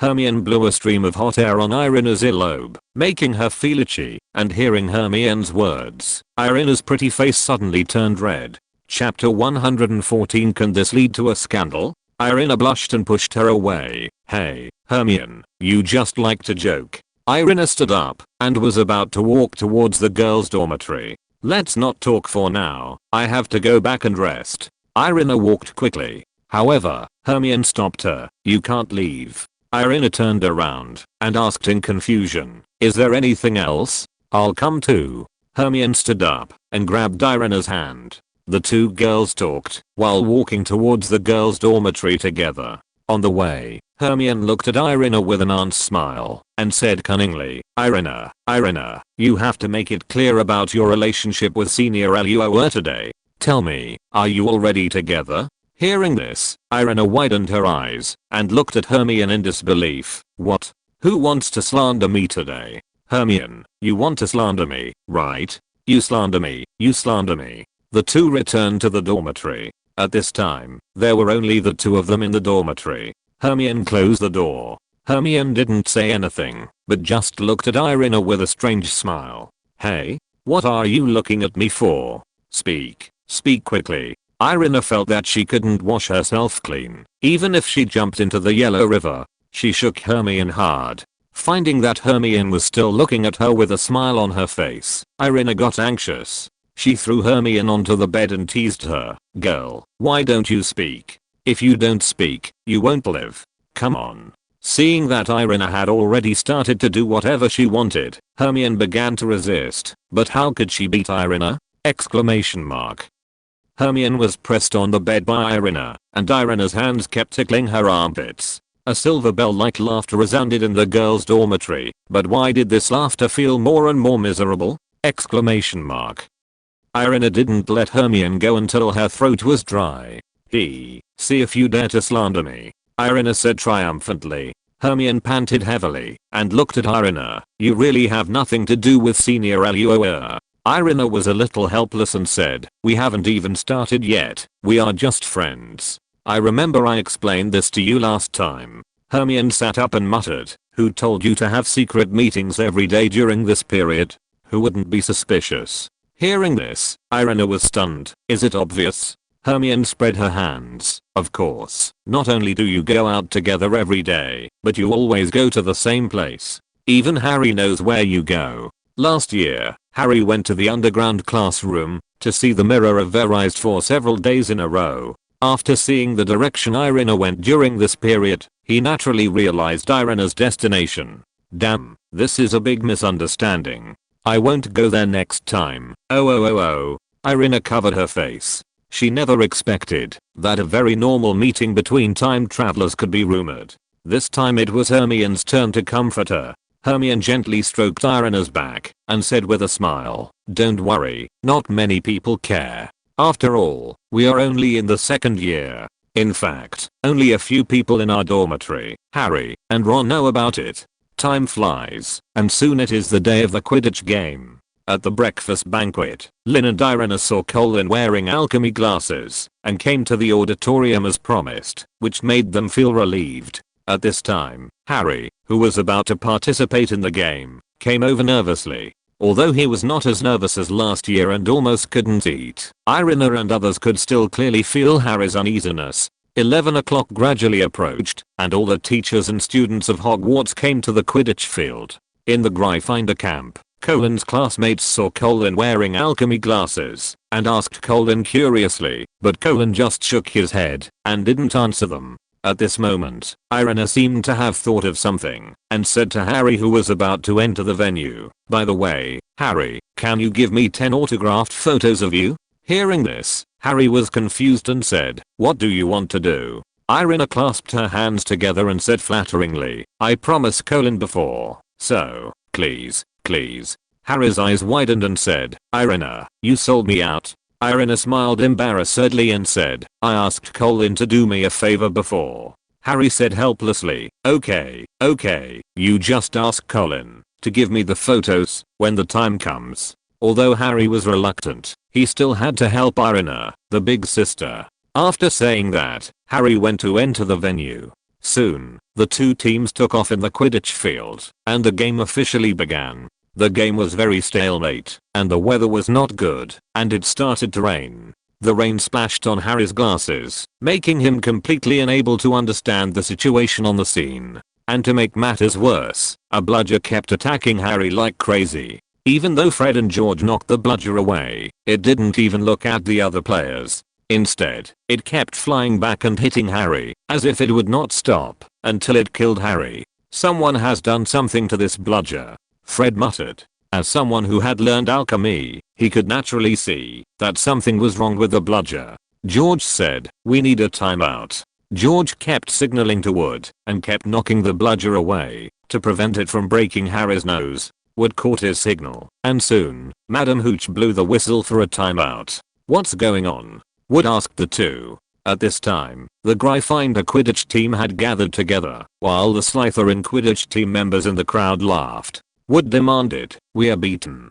Fred, George, where were you when the bludger stopped Angelina from scoring?" "We were 20 feet above her, stopping another bludger from killing Harry." "Wood," George said angrily, "someone tampered with the ball, and it wouldn't let Harry go. It didn't chase anyone else during the whole game.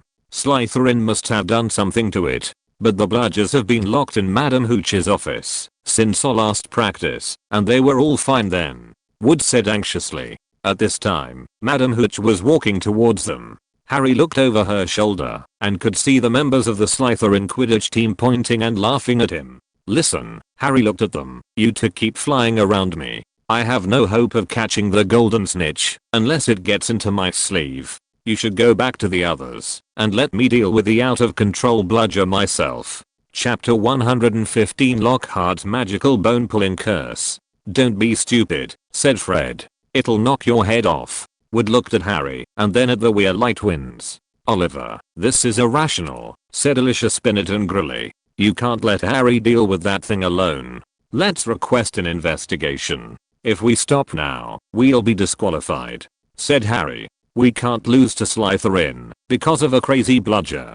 Come on, Oliver, tell them to leave me alone." "This is all your fault," George said angrily to Wood. "Either catch the snitch or die on the field." "You're really crazy to say that to him." At this time, Madam Hooch came between them, looked at Wood, and asked, "Can we continue the game?" Wood looked at the determined look on Harry's face and nodded. "Okay, Fred, George, you all heard what Harry said. Leave him alone and let him deal with the bludger himself." Although Wood's decision was a bit ruthless, it was indeed the best strategy. If Harry hadn't been killed by the bludger, Madam Hooch blew the whistle again, and the game continued. The rain was getting heavier, and Harry had great difficulty dodging the constantly flying bludgers. In the audience, Lin and Irina's eyes did not stay on Harry, who seemed to be dancing ballet on the field, but kept searching for Dobby's trace. If Dobby wanted to cast a spell on the bludger, then Dobby must be in a corner of the Quidditch field. But unfortunately, until Harry caught the golden snitch and was hit by the uncontrolled bludger and broke his arm, Lin and Irina were unable to find Dobby's whereabouts. It seems that they can only wait until Dobby appears when Harry is hospitalized in the school hospital. The two shook their heads at the same time. Harry fell to the ground and fainted. When he woke up slowly, he found himself still lying on the Quidditch field, and Lockhart came to him and leaned over him. "Oh, no, don't you?" Harry seemed to have a premonition, and he groaned. "I don't know what he's talking about," Lockhart said without hearing Harry's words, twirling his wand. "Don't worry, Harry, I'm just about to heal your arm." At the same time, Irina hurriedly came to the Quidditch field with Ron and Hermione, looking at Harry anxiously. However, out of sight of Ron and Hermione, Irina quietly took out the two-way mirror that Lin had given her from her pocket and injected magic into the camera on the back of the two-way mirror. With the faint light on, everything that happened in front of Irina was captured by this miniature camera. Lockhart pointed his wand at Harry's arm and chanted a spell that was very similar to healing magic. Immediately afterwards, Harry felt a strange and very uncomfortable feeling, like lightning from his shoulder to his fingertips, as if his arm was being drained.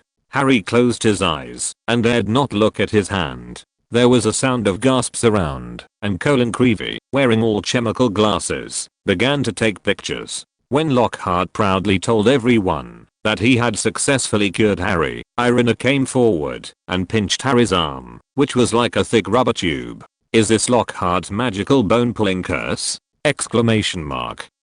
Irina was a little amazed. If the enemy's arm bones can be pulled out in battle, then the opponent will definitely lose all combat power.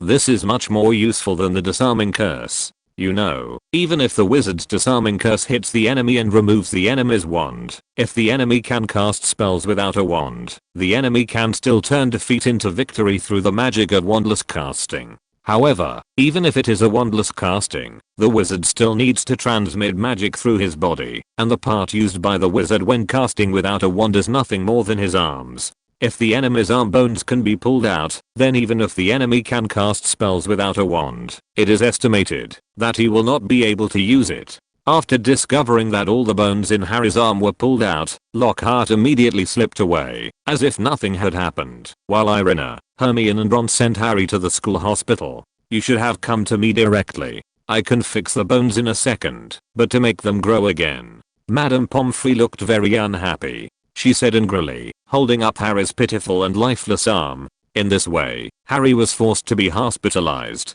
Ron helped to pull the chain around the bed and helped Harry change into pajamas. After a while, the members of the Gryffindor Quidditch team came to the ward to visit Harry, but they were soon roared away by Madame Pomfrey, including Irina and the other two. However, although Irina left the school hospital honestly, she did not return to the Gryffindor common room after the dinner, but quietly returned. Outside the school hospital in trance, Irina and Lin met. "I got the video and sent it to your two-way mirror." Irina took out the two-way mirror and gestured to Lin. Lin smiled and nodded, then took Irina's hand. "Be careful, don't let Madame Pomfrey find out," Lin said, waving her wand and casting the disillusionment charm on Irina and herself. Feeling the warm touch of her palm, Irina felt a little uncomfortable, but she didn't break free. After all, when both of them were invisible, they could only know each other's exact location by holding hands. In the dark corridor, the door of the school hospital suddenly opened a crack, but soon closed again. On the bed, Harry woke up slowly. He felt like a long time had passed. Suddenly, he cried out in pain. He felt as if there were countless blades cutting himself in his arms. Harry thought it was the pain in his arm that woke him up, but soon, he realized with horror that someone was wiping his forehead with a sponge in the dark. Harry looked over in panic, but he soon recognized the other person, Dobby. The house elf Dobby stared at Harry in the dark with two big tennis ball-like eyes, and a tear rolled down from its pointed long nose. "Harry Potter is back at school," Dobby whispered sadly. Dobby warned Harry Potter again and again. "Ah, sir, why didn't you listen to Dobby's warnings? Harry Potter didn't catch the train. Why didn't he go home?" Harry pushed himself up from the pillow and pushed Dobby's sponge away. "What are you doing here?" Harry seemed to have noticed something. He asked, "How do you know I didn't catch the train?" Dobby's lips trembled, and Harry suddenly became suspicious. If you're listening to this novel on a channel other than Fanfic World, it means they downloaded and uploaded it without effort. We cordially invite you to visit our channel, Mundo Fanfic Novelos. There you'll find the original version of this story and you can explore many other novels of various genres. We're waiting for you to immerse yourself in a world of incredible novels. Chapter 116. I actually hate Dobby. "You did it," Harry said angrily. "It was you who blocked the wall of King's Cross Station and wouldn't let us pass." "That's right, sir," Dobby said, nodding his head desperately and flapping his big ears. Dobby hid nearby and waited for Harry Potter and then blocked the passage. Afterwards, Dobby had to burn his hands with an iron. Dobby showed Harry his 10 long bandaged fingers and said, but Dobby didn't care, sir. Dobby thought Harry Potter was safe now. Dobby never dreamed that Harry Potter actually took another route to school. Dobby swayed back and forth, shaking his ugly big head constantly. Dobby sobbed and said, Dobby was so surprised to hear that Harry Potter had returned to Hogwarts, that he burned the master's dinner. What a severe whipping. Dobby has never experienced it before, sir. Harry fell back heavily on the pillow. He said very angrily, you almost caused Ron and me to be expelled. You'd better get out of here before my bones grow back, Dobby, or I will strangle you to death. Hearing this, Dobby just smiled strangely and wiped his nose with his dirty pillowcase. Why are you wearing that thing, Dobby? Seeing that Dobby was just wearing a pillowcase, Harry couldn't help but feel a little confused. This, sir? Dobby said, pulling the pillowcase. This symbolizes the slavery of house elves, sir. Dobby can only be free when his master gives him clothes to wear. The family is very careful and doesn't even give Dobby a pair of socks, sir, because if that happens, Dobby will be free and leave their home forever. Dobby wiped his bulging eyes and suddenly said, Harry Potter must go home. Dobby thought his bludger would definitely be able to. Your bludger? Harry's eyes widened when he heard Dobby's words, and he was immediately furious. What do you mean, your bludger? Did you let that bludger hit me to death? Dobby took 2 steps back in fear and wanted to explain to Harry. But at this moment, a grey-white beam of light shot over from behind a stone pillar not far away. Petrification. Irina appeared from the darkness. She shouted softly and cast a full body binding spell. After hiding in the school hospital, Irina and Lin had been squatting by Harry's bed. When Dobby appeared, they did not act rashly, but waited for a good opportunity for Dobby to relax his vigilance. You know, with the house elves' apparition magic, if Dobby noticed their whereabouts, then they would have no chance of catching Dobby. And now, the moment when Dobby was terrified by Harry's accusation was their best opportunity, because Dobby's attention was focused on how to explain the matter of the bludger, and he could not pay attention to be alert to the surroundings. As expected, Dobby had no defense against this sudden full body binding spell, and was hit by this grey-white light. Dobby's whole body froze in place, unable to move. Maybe you are doing this for Harry's good, but don't you realize that everything you do is hurting Harry? Lin slowly walked out from behind Irina. He withdrew his disillusionment spell and looked coldly at Dobby, who was motionless. Although Dobby was hit by the whole body binding spell and couldn't move, he still had his own consciousness. His eyeballs were rolling, and he showed a look of fear. Irina? Senior role? Why are you here? Harry asked in surprise when he saw Lin and Irina. Irina came over and said with a smile, I heard that the murderer often returns to the scene after committing a crime, so Lin and I came here early to wait. Sure enough, this house elf appeared. Harry asked anxiously, Irina, do you know where this house elf named Dobby came from? Who is its owner? Irina shook her head and said, how can I know? Just as Irina and Harry were talking, Lin suddenly pulled out his wand and pointed it at Dobby, who was fixed in place. Die. Lin said lightly, and a purple light knocked Dobby away and made Dobby faint. Who knows what strange magic the house elves have? To be on the safe side, he decided to knock Dobby out. Come out, Gale. After knocking Dobby out, Lin called softly. Bang. There was a sound of air explosion, and Gale, wearing a clean blue and white pillowcase, appeared in front of Lin. Another house elf? Harry looked at Gale in shock. Irina smiled and said, that's the house elf in Lin's house. Don't worry, it's here to help us. Lin nodded slightly to Harry, and then ordered Gale, take this rebellious house elf away. Don't let it leave before the end of the school year. Yes, master. Gale saluted Lin. Gale came to Dobby and lifted Dobby up with one hand. Then Gale snapped his fingers with the other hand. With the sound of air explosion again, Gale and Dobby disappeared on the spot. Good night, Mr. Potter, have a good dream. Lin said with a chuckle and waved to Irina, motioning her to follow. Irina hurriedly waved goodbye to Harry and then followed Lin's steps. Lin and Irina turned their wands synchronously and the two disappeared from the spot. Harry was left sitting on the bed with a confused face, doubting his life. After leaving the school hospital, the two removed the disillusionment spell and strolled in the corridor.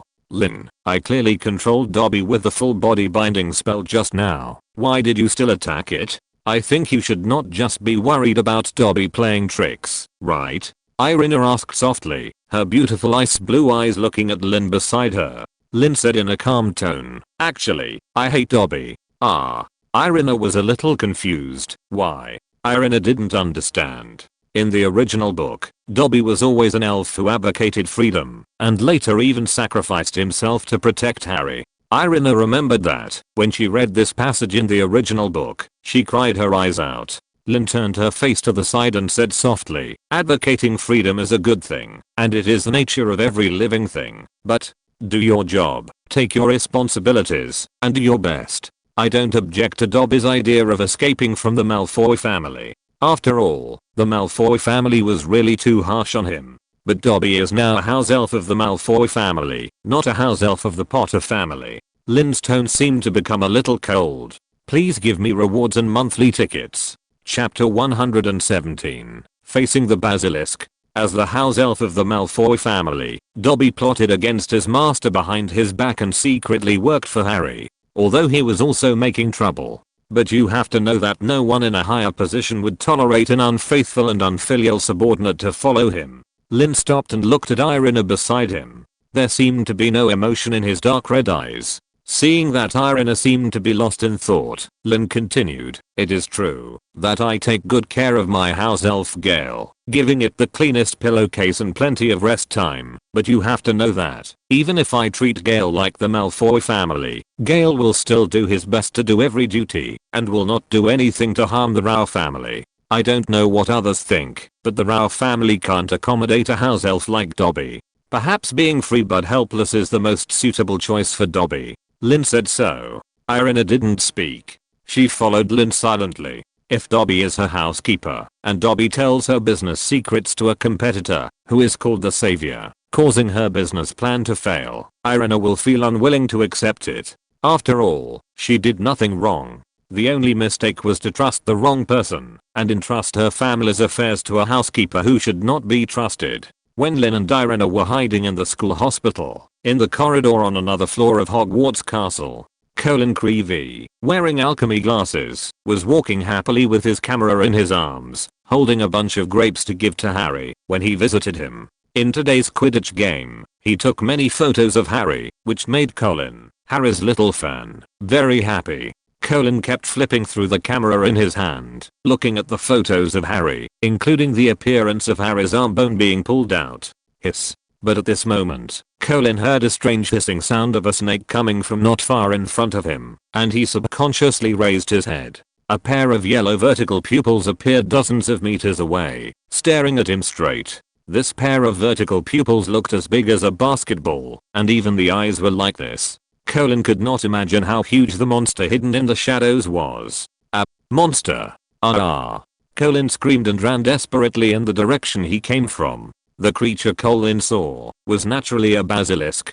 After discovering Colin, the basilisk tried to kill Colin with its eyes as before. However, after Colin looked at itself, the basilisk was surprised to find that the other party did not die, but ran away in fear. This caught the basilisk, which had always killed people with its eyes, off guard. It wanted to chase Colin, but when it reacted, Colin was gone. Waste. At this time, a little girl in a Gryffindor wizard robe slowly walked out of the shadows behind the basilisk and said viciously in a snake-like language. If someone else heard the girl talking, that person would certainly be horrified to find that the sound coming out of her mouth was clearly the hissing sound of a snake. It seems that we have been discovered.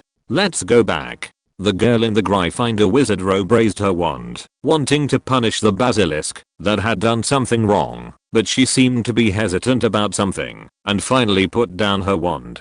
On the other side, after Colin Creevy escaped from the basilisk, he ran to Professor McGonagall's office like crazy and smashed the door of the office frantically. Colin? What happened? Professor McGonagall opened the office door and saw Colin, who was sweating profusely. Colin was so anxious that his body kept shaking. He stammered, clarity yellow, vertical pupils, monster, help. Hearing Colin's words, Professor McGonagall roughly understood that Colin was attacked by a so-called monster, and her eyes became serious. As the vice principal of Hogwarts School of Witchcraft and Wizardry and the dean of Gryffindor College, Professor McGonagall would never allow monsters that threaten the lives of young wizards to exist in the castle. Calm down and talk slowly. Professor McGonagall poured Colin a cup of black tea and patted Colin's back. Colin trembled as he drank the tea, and half of the tea was shaken onto himself. Looking at Professor McGonagall's gentle but solemn eyes, Colin gradually calmed down. Colin told Professor McGonagall everything that had just happened in the corridor. How could this be? Colin, come with me. Professor McGonagall's tone gradually became serious, and she pulled Colin towards the direction of the principal's office. After reporting the password of the principal's office Licorice Wand to the stone statue guarding the door, Professor McGonagall hurriedly took Colin to the principal's office. Albus, something happened in the castle. Professor McGonagall said seriously to Dumbledore, who was sitting on a chair eating a pile of cockroaches. Dumbledore adjusted his half-moon glasses and said, "Calm down, Minerva. Speak slowly." Professor McGonagall took a deep breath and asked Colin beside him to repeat what he had seen. "Albus, you heard it too. The monster Colin described is very similar to the basilisk in the rumors, but when he saw the monster's eyes, Albus, I'm worried." Professor McGonagall said incoherently, "The only magical animal in the magic world that matches the appearance and voice of the monster described by Colin is the basilisk," but Colin looked directly into the eyes of the basilisk and escaped intact. After listening to Colin's story, Dumbledore's eyes became serious. He said to Colin gently, "Colin, if we are not mistaken, the monster you saw is a magical animal called a basilisk. The eyes of a basilisk have the ability to kill people. Anyone who looks at a basilisk will die instantly, but you saw it and nothing happened." Hearing this, Colin was stunned at first, then remembered something and said, "By the way, Professor Dumbledore, Professor McGonagall, today Irina gave me a pair of glasses like this, saying that it can block some bad magic. Do you think it works?" As he said, Colin took off the alchemical glasses he was wearing and handed them to Professor Dumbledore. Although he promised Irina to wear them at any time, it should not be considered a violation of the agreement, just to show them to Professor Dumbledore, right? These glasses. Dumbledore carefully looked at the alchemical glasses in his hand. As a powerful alchemist, Dumbledore could naturally see the technical content of this pair of alchemical glasses and its obvious special properties of resisting black magic and curses. After learning that the glasses came from Irina, and considering that Irina had been walking with Lin recently, and Lin's identity as an alchemist, Dumbledore immediately knew who made this pair of magical alchemy glasses. Chapter 118 A Prophecy That Can Be Changed. "Mr. Creevy, can you lend me this pair of glasses for a while? I think it might help us defeat the basilisk," Dumbledore said to Colin gently. After sensing the powerful power contained in this pair of alchemical glasses, Dumbledore understood that the reason why Colin was able to escape from the mouth of the basilisk was because this pair of alchemical glasses resisted the basilisk's instant death magic. Colin hesitated a little, and he thought of the 10 autographed photos of Harry Potter that Irina promised to give him. At this time, Professor McGonagall said in a deep voice, "Colin, you have to understand that this pair of glasses may save the lives of many classmates." Hearing Professor McGonagall's words, Colin also understood the importance of the matter. He nodded heavily and said, "Professor Dumbledore, then I'll leave this pair of glasses with you first."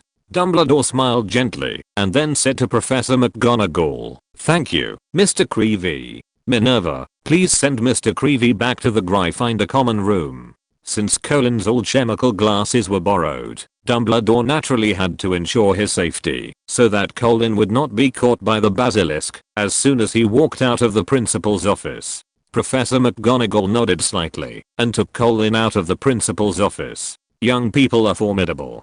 Dumbledore put down the alchemical glasses in his hand, shook his head self-deprecatingly, stood up, and looked at the phoenix on the shelf. "Forks." Dumbledore called, and the phoenix forks flew to Dumbledore's arm. With a flash of fire, one person and one phoenix disappeared in the principal's office. The next moment, in the corridor, Lin and Irina were somewhat surprised to see the fire suddenly lit up a few meters ahead, and Dumbledore and Phoenix Forks suddenly appeared in the corridor. "Professor Dumbledore." Lin and Irina hurriedly greeted Dumbledore. Dumbledore smiled and agreed, glanced at Lin and Irina, and finally stopped his gaze on Lin. Lin, Irina, can I invite you to my office for a chat? Hearing this, Lin and Irina were stunned for a moment, and looked at each other. They didn't understand why Dumbledore found them so late at night. However, the two still agreed. Lin and Irina grabbed Dumbledore's hands respectively, and another flash of fire flashed, and in a blink of an eye, the two appeared in the principal's office. This is. Lin saw the alchemy glasses on the table. The moment he saw the alchemy glasses, Lin understood the purpose of Dumbledore looking for them. Noticing Lin's gaze, Dumbledore sat down on the chair with a slight smile. Colin told me that Irina gave it to him, but I think it should be your handiwork. Lin, what would you like, black tea or honey water? Black tea, Lin said. Honey water, Irina said. Dumbledore smiled and waved his wand. Two cups appeared in front of the two of them, and the cups were filled with the drinks they chose. Dumbledore looked at Lin and Irina and asked, I can understand that you learned about the Slytherin Chamber of Secrets and the possible existence of the basilisk through some clues on Halloween, and made equipment to protect yourself. But I don't understand why you chose to give it to Colin, and why Colin? Although Colin had said before that Irina gave him the alchemy glasses because he liked Harry, Dumbledore would naturally not be as naive as Colin to believe such a lie. Lin's lips moved slightly, wanting to say something. But Irina spoke first and took the responsibility, saying, it's like this. I dreamed last night that Colin was petrified by a basilisk. When I woke up in the morning, I felt that the dream was very real, so I suspected that it was a special prophecy, so we decided to lend the glasses to Colin, hoping that the scene in the dream would not reappear. Hearing this, Dumbledore nodded thoughtfully and said, dream prophecy? But, a prophecy that can be changed, can it still be considered a prophecy? You know, Dumbledore has always believed in the prophecy, otherwise he would not have trained Harry so hard and tried to make the content of Professor Trelawney's prophecy come true. But Irina's words made Dumbledore doubtful. If Irina's dream was really a so-called dream prophecy, then what Irina did was undoubtedly change the content of the prophecy and caused things to deviate, which was completely inconsistent with Dumbledore's cognition. Dumbledore frowned slightly. Seeing that Dumbledore seemed to have some doubts about Irina's thoughts, Lin immediately interrupted Dumbledore's thoughts. Professor, this pair of alchemical glasses was indeed made by me, and Colin's incident also proved that it can indeed resist the basilisk's instant death magic and petrification magic. So should we take action immediately to capture and kill the basilisk? Dumbledore came back to his senses. He looked at Lin deeply and said, your idea is good, Lin, but we don't know where the entrance to the secret room is and how to open the secret room. I'm afraid all we can do now is to make the students vigilant to prevent attacks from happening again. I will let the professors take turns patrolling the castle to eliminate any suspicious threats. Lin, can you make more alchemical glasses? If you have it, even if the professors encounter a basilisk, they will have the ability to protect themselves. Dumbledore asked Lin. Lin En thought for a moment and said, yes, but my energy is limited. If I have enough materials, I can make 5 pairs of alchemy glasses. I'm willing to provide them to the deans of the 4 colleges and Professor Dumbledore. Dumbledore nodded slightly and asked Lin En about the materials needed for alchemy. Lin En handed Dumbledore a piece of paper with various materials written on it, as if he had been prepared. After Dumbledore saw the materials on the paper, he looked at Lin En meaningfully, and then let Lin En and Irina leave with the pair of alchemy glasses on the table. Lin, Professor Dumbledore looked at you strangely just now. Did you do something? After leaving the principal's office, Irina asked curiously. Hearing Irina's words, Lin En chuckled and said, I've been discovered. In fact, the demand for various materials written on the material list is 5 times the materials needed to refine 5 pairs of alchemical glasses. Irina was shocked and said, good guy, Lin En, you have been wanting to take advantage of the school for a long time. Lin En spread his hands and said innocently, what do you mean by taking advantage of the school? I donated 5 pairs of glasses that I made by myself to the school to protect 5 professors from the harm of the basilisk. It is reasonable for me to get some rewards, isn't it? This is a win-win situation. Irina complained. Otherwise, how can you say you are a Slytherin? Thanks to book friend Chai and Qian Liu Xingwang for the reward of 100 book coins. Thanks to book friend Yun Mo Dangxin for the reward of 100 book coins. Thank you for your support. Chapter 119. Room of Requests. Dumbledore was very efficient. When Lin En woke up in his dormitory the next day, he found that the materials he needed had been placed by the Hogwarts house elves at his bedside. This old bee might want to squeeze him madly, because it was Sunday and he didn't have to go to class, right? Exclamation mark. Lin En picked up the materials and smiled bitterly. With the experience of refining all chemical glasses once, Lin En was much faster than before when he refined the all chemical glasses again.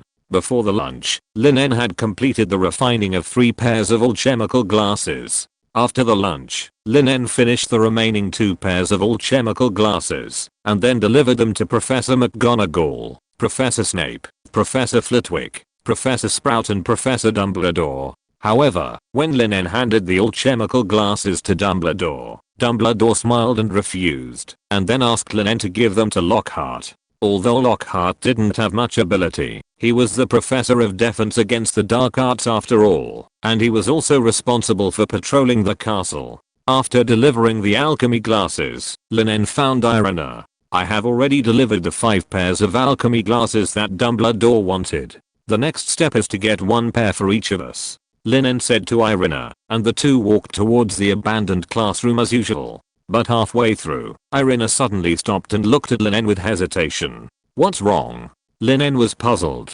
Irina said with some difficulty that, Lin En, we always go to that abandoned classroom. Hermione and the others have guessed our destination. They even thought I was talking to you. How about we change places? Hearing this, Lin En couldn't help but feel a little funny. They were just a group of 12-year-old children, but they could think of so much. Lin En asked, then where are you going? Irina thought with some distress. Suddenly, she seemed to think of something, and looked at Lin En with ice blue eyes. How about we go to the room of requirement? Room of requirement? Exclamation mark.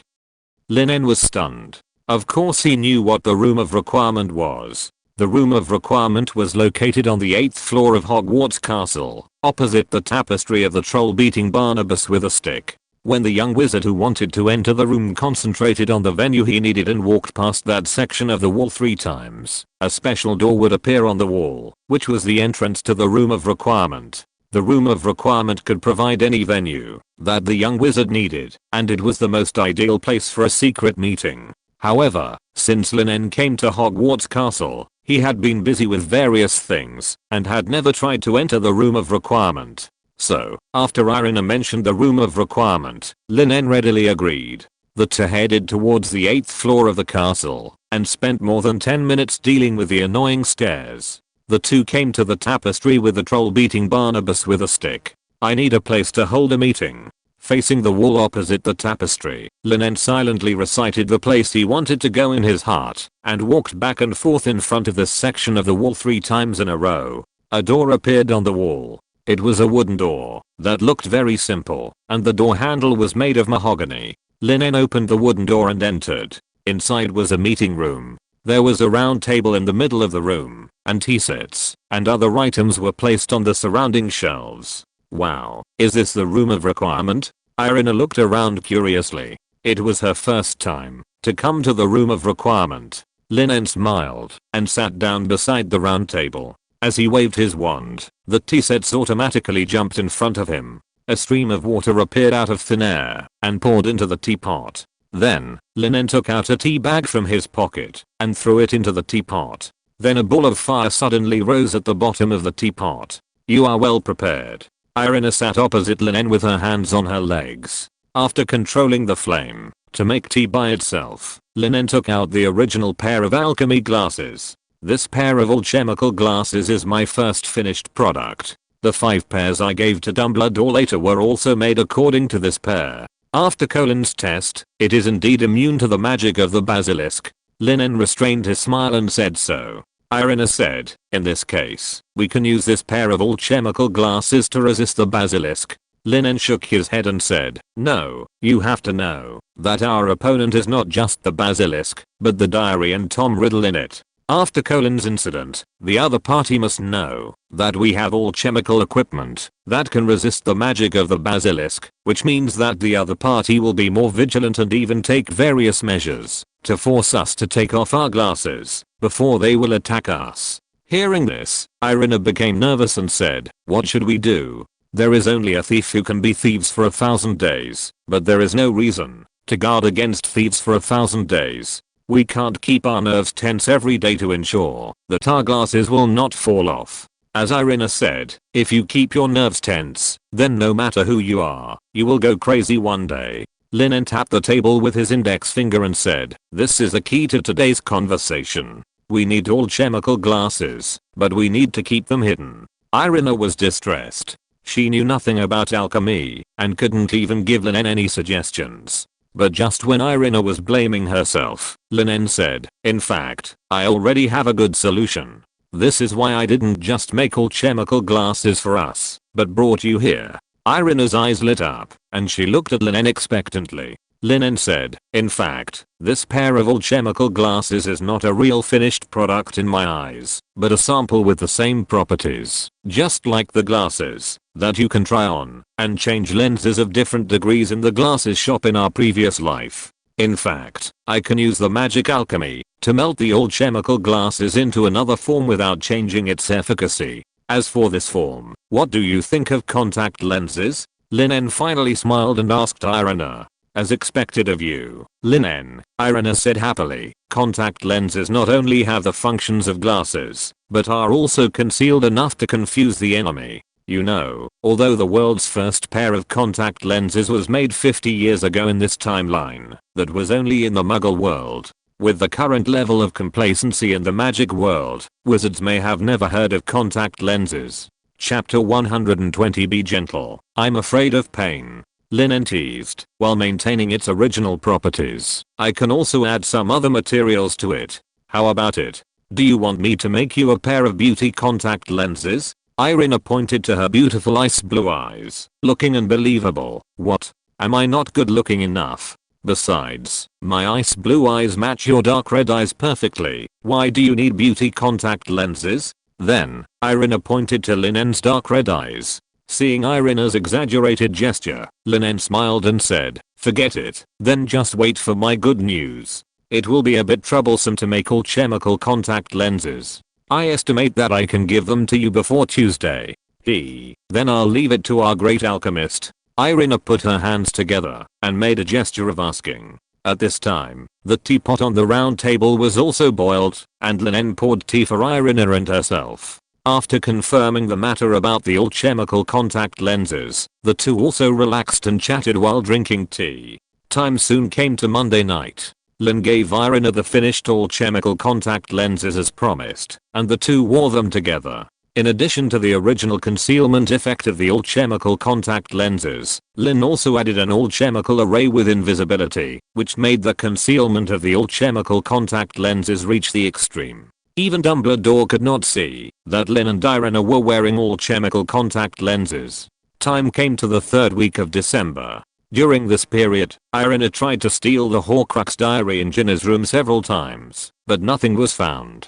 Irina suspected that Ginny hid the diary in her arms and even held it tightly when she slept, which made her unable to find the diary. Harry and his friends successfully borrowed powerful potion from the restricted book section of the library through Lockhart's signature slip brought back by Irina, and learned the formula and brewing method of Polyjuice potion from it. However, with Lin around, Irina no longer needed to steal materials from Professor Snape's office. Instead, she sneaked into Hogsmeade with Lin using the Marauder's map on weekends. Lin often went to the materials store in Hogsmeade to buy materials, so Irina simply followed Lin and bought the materials needed to make the Polyjuice potion from that materials store. As for Lin, he took a large stack of notes signed by Lockhart given by Irina, and borrowed the books on the list, given by Teacher Green one by one. In this regard, Madam Pince was very suspicious of the authenticity of the signature slip in Lin's hand, but after checking it back and forth, she reluctantly admitted that the signature slip was valid.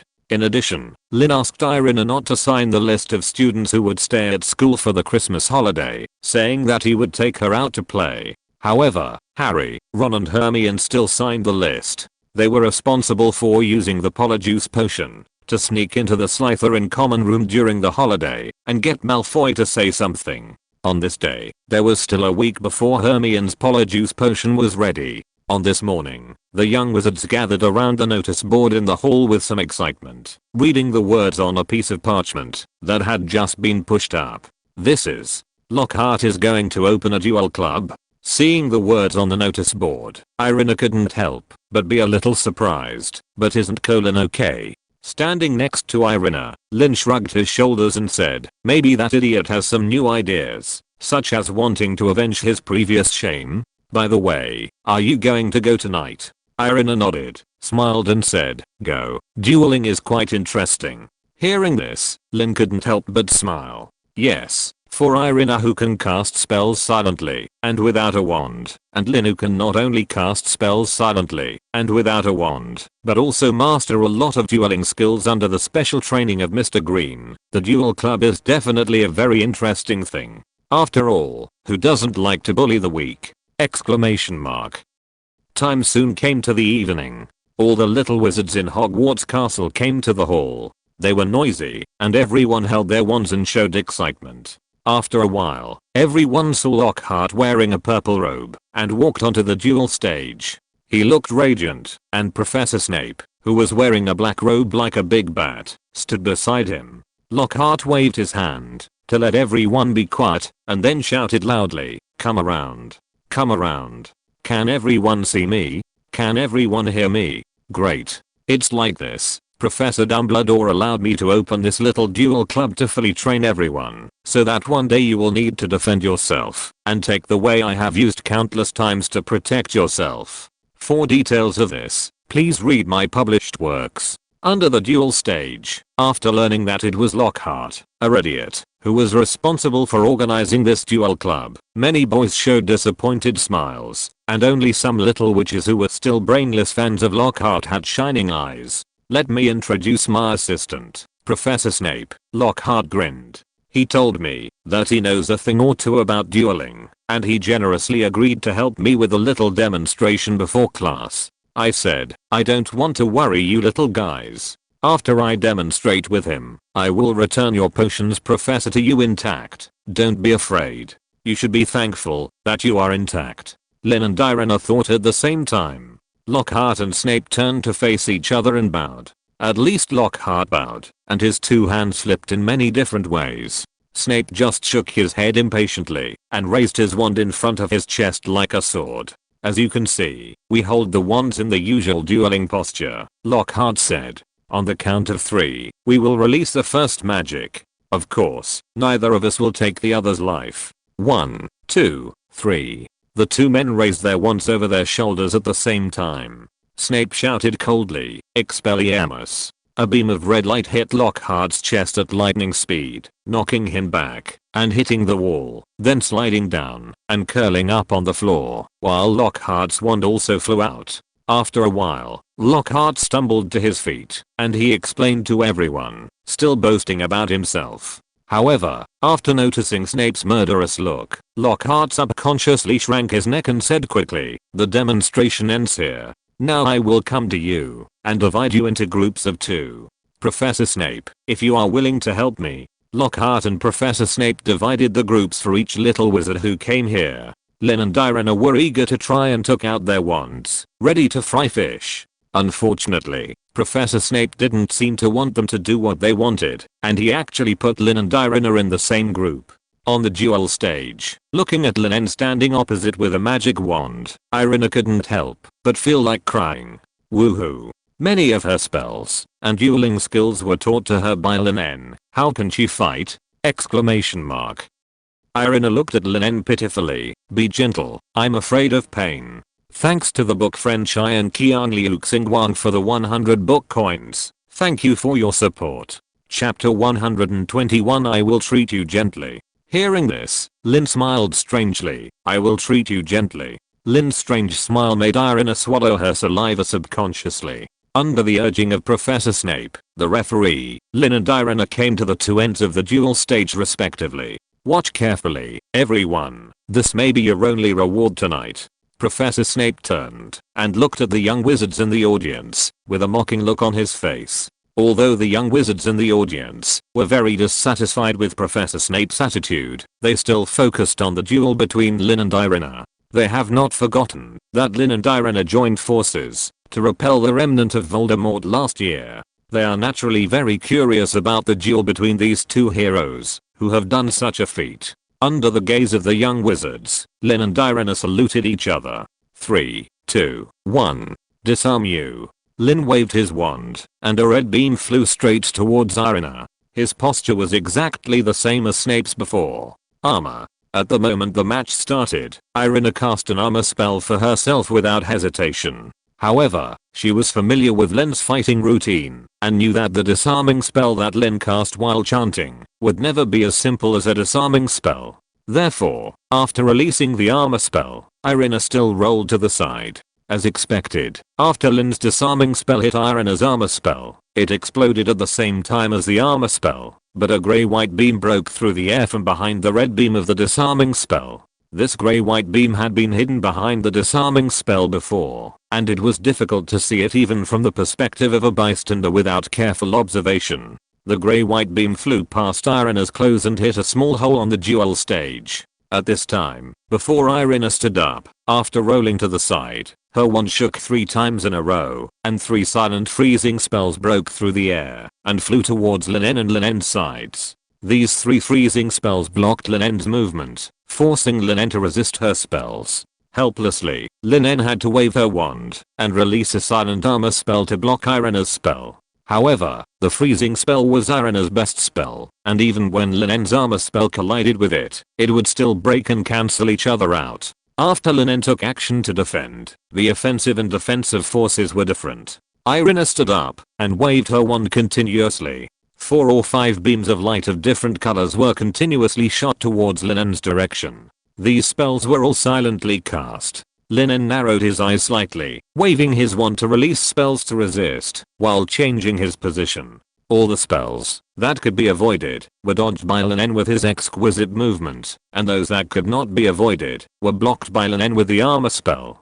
While releasing the armor spell with his magic wand, Lin En waved his left hand, and a ball of flames rose into the air, covering Irina from all directions. The fire spell. This is the spell that Lin En is best at. Not only in battle, but every time he performs alchemy, he needs to use the fire spell to fuse various raw materials. After countless times of practice, these flames have long been easy for Lin En to wield. Clear water like a spring. Feeling the scorching temperature around her, Irina chanted the spell with some difficulty. A stream of water rose up, offsetting the surrounding flames. However, Irina's clear water like a spring spell and her affinity with the ice element can only be said to be a little bit close, and it is not comparable to the fire spell released by Lin En using his affinity with the fire element. The raging fire kept pressing towards Irina, trying to suppress Irina's living space. Irina was a little unwilling to accept this. You know, in addition to these magical abilities, Lin En also has many ways to use alchemy to fight. Could it be that she didn't even have the ability to force Lin En to use alchemy? Exclamation mark. Although she has a special talent for affinity with plants and animals in addition to ice element affinity, she has not yet subdued powerful magical animals and has not yet possessed magical plants that can be used for combat. She only has this talent in vain. Ice field. Irina shouted in a low voice, and the magic that she had previously released in Lockhart's first defense against the dark arts class was released again. After feeling the familiar cold breath, Lockhart in the audience shuddered subconsciously. Countless frost condensed on the duel stage under Irina's feet and spread in all directions, and there was also a lot of cold air in the air that was constantly expanding, trying to resist Lin En's flames. The 5 meters around Irina seemed to have turned into ice and snow, but 5 meters away, she was enveloped by endless flames. Seeing this domain made of ice, Lin En couldn't help but feel a little surprised. Even his flames couldn't break through this strange domain for a while. I didn't expect that Irina could already create her own magic, but I was still obsessed with alchemy and was a little conservative in magic. Lin En reflected on himself, but his hands didn't stop moving. His left hand was still controlling the flames to sweep towards Irina, and his right hand holding the magic wand was outlining golden rays in the air. Yes, he was ready to use alchemy. In fact, in terms of magic level, Lin En, who has an affinity for the element of fire, and Irina, who has an affinity for the element of ice, are actually not much different. Lin En is only stronger, in that he has a lot of combat experience and combat skills. In the battle just now, Lin En also used his experience and skills to suppress Irina. But now the two sides have started to fight in their best spells, so in order to find a way to break the deadlock, Lin En naturally has to use his other abilities. The forbidden magic fire was undoubtedly not suitable for use in such an occasion, so what he could use was naturally his alchemy. Two alchemy arrays were suspended on the left and right sides of Lin En. With the wave of Lin En's magic wand, golden beams of light shot out in the sky towards Irina. On average, dozens of beams of light shot out from the two alchemy arrays every second. Lin En had already used his killing move, so Irina naturally had no way to resist. Countless golden beams tore open Irina's ice field like tearing paper, and the surrounding pervasive flames also poured in at the same time, forcing Irina. Feeling the threat of death from all directions, Irina closed her eyes in fear. All curses end. However, death did not come. When the first wisp of flame wrapped around her hair, Lin En cast a spell to end all curses, which instantly dissipated all the spells he cast like smoke. Irina opened her eyes and breathed a sigh of relief when she found that she was intact. She looked at Lin En with resentment, feeling a little aggrieved. "Where did you promise to treat me gently?" Chapter 122. Harry is the heir of Slytherin. He said so nice things before the fight, but when he hit her so hard and violently, even using almost all his abilities. Irina's face puffed up, looking a little unhappy. Lin En on the opposite side spread his hands innocently and said, "I really didn't use my full strength. Look, I have only refined 2 alchemy arrays. I usually start with 3. Hearing this, Irina became even more unhappy. "You still say you didn't use your full strength, but you have already taken out the alchemy array. You know, with the power of Lin En's current alchemy array, 2 alchemy arrays attacking at the same time are enough to kill 5 or 6 auras from the Ministry of Magic. If Irina was not his classmate and good friend, but a real enemy, then in the next moment after the alchemy array attacked, her body would probably be shot with holes." At this time, there was silence under the duel stage, and everyone was in shock. Even the professors were no exception. After all, even among the elite auras in the aura office of the Ministry of Magic, there are probably only a few who can perform as well as Lin En and Irina in battle, but these 2 second and 3rd grade wizards did it. How can this not be incredible? Exclamation mark. I don't know how long it took, accompanied by the exclamation of a Hufflepuff little wizard. The whole hall was boiling. "It's incredible. I never thought that spells could be cast like this. Is this silent casting they used? I have never heard of it. No, that's wandless casting. I'm afraid even the auras can't do it to their level." Exclamations rang out in every corner of the hall, and almost all the little wizards were praising the strength of Lin En and Irina. On the contrary, Lockhart, who was originally the host of the duel club, completely lost his sense of existence in the eyes of the little wizards. Roll, roll, roll. Suddenly, the little snakes of Slytherin shouted Lin En's name in unison, expressing their support for Lin En. Lowell, Lowell, Lowell. Seeing this, the little lions of Gryffindor on the other side also shouted Irina's name. These little wizards seemed to be injected with adrenaline. Their faces flushed, and they kept shouting. It was not until Professor Snape walked onto the dueling stage and fired a spell into the air, which exploded into a sky full of flames in the air, that the excited little wizards were calmed down. "I think you should reflect on why you can't even release a simple spell, instead of yelling here like a baboon." Professor Snape looked at the little wizards who had calmed down again below, and said with thorns in his words. After calming down the little wizards, Professor Snape asked Lin and Irina to walk off the stage and continue to divide the little wizards who participated in this duel club into groups. Faced with Professor Snape's sarcasm, the little wizards dared not speak out their anger and could only vent their frustrations on their opponents. Soon, it was Harry and Malfoy's turn to duel. Just as recorded in the original book, Malfoy casted dark magic on Harry and summoned a long black snake. The black snake landed heavily on the floor between the two of them, then raised its head and prepared to attack. The little wizards under the dueling stage screamed and quickly stepped back to make room. "Don't move, Potter," Professor Snape said lazily. "I'll get rid of it." Professor Snape pulled out his wand and planned to make the black snake, which shouldn't have appeared, disappear. However, Lockhart stood up again at this time, as if he wanted to find some sense of existence for himself. "Let me do it." Lockhart waved his wand at the black snake threateningly, but there was a loud bang. Instead of disappearing, the black snake jumped more than 10 feet high and fell heavily back to the dueling stage. The black snake seemed to have grown a little bigger. It was furious, spitting out its tongue and swimming towards Justin Finch-Fletchley under the duel stage. It raised its head, showed its fangs, and took an attacking posture. Seeing this, Harry subconsciously shouted, "Let him go." However, Harry thought he was stopping the black snake, but in the ears of all the little wizards in the hall, it was a strange hissing sound like the hissing of a snake. After hearing Harry's voice, the black snake collapsed on the ground of the duel stage and meekly looked at Harry. Harry thought he would be grateful to Justin Finch-Fletchley and admired by the little wizards under the stage. However, Justin shouted at Harry angrily, "What tricks do you think you are playing?" After that, Justin rushed out of the hall without looking back. Seeing Justin leave, Professor Snape walked up, waved his wand, and the black snake turned into a wisp of black smoke and dissipated. He looked at Harry deeply. The little wizards around began to whisper. They seemed to be a little afraid of Harry and kept their distance from him.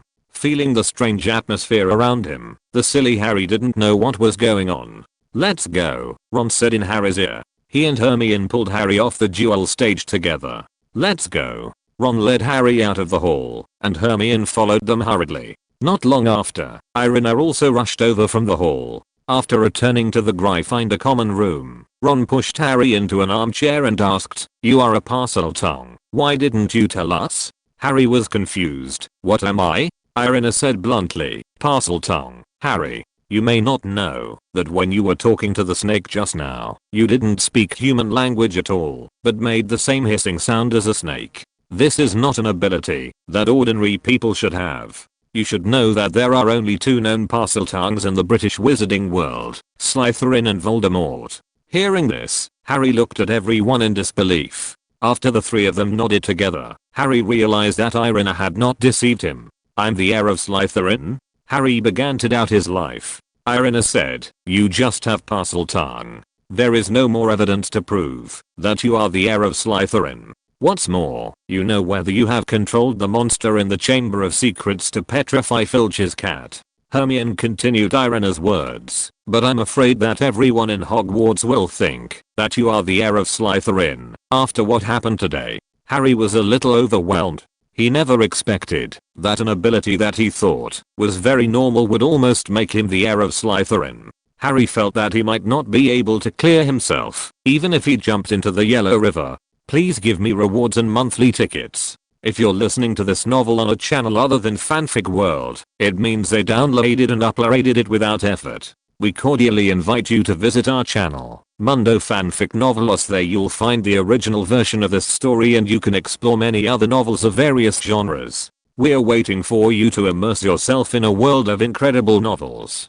Chapter 123. My bed is big and comfortable. In the following days, except for some little lions in Gryffindor, most of the little wizards avoided Harry, fearing that Harry would bear a grudge against them and let the basilisk petrify them like Mrs. Norris. Many little wizards were still talking about Harry behind his back, which made Harry feel very uncomfortable. He didn't understand why he was mistaken for the heir of Slytherin and a murderer who would kill his classmates, even though he had saved Justin. If the little wizards were just talking about Harry at the beginning, then when Harry went to argue with Justin, and Justin happened to be petrified by the basilisk and Harry saw it, the little wizards determined that Harry was the murderer. Even the fact that nearly Headless Nick was petrified together with him made a rumor in Hogwarts that anyone who offended Harry Potter would suffer, whether human or ghost. After all, many little wizards knew that Harry attended nearly Headless Nick's death day party on Halloween, but left unhappily.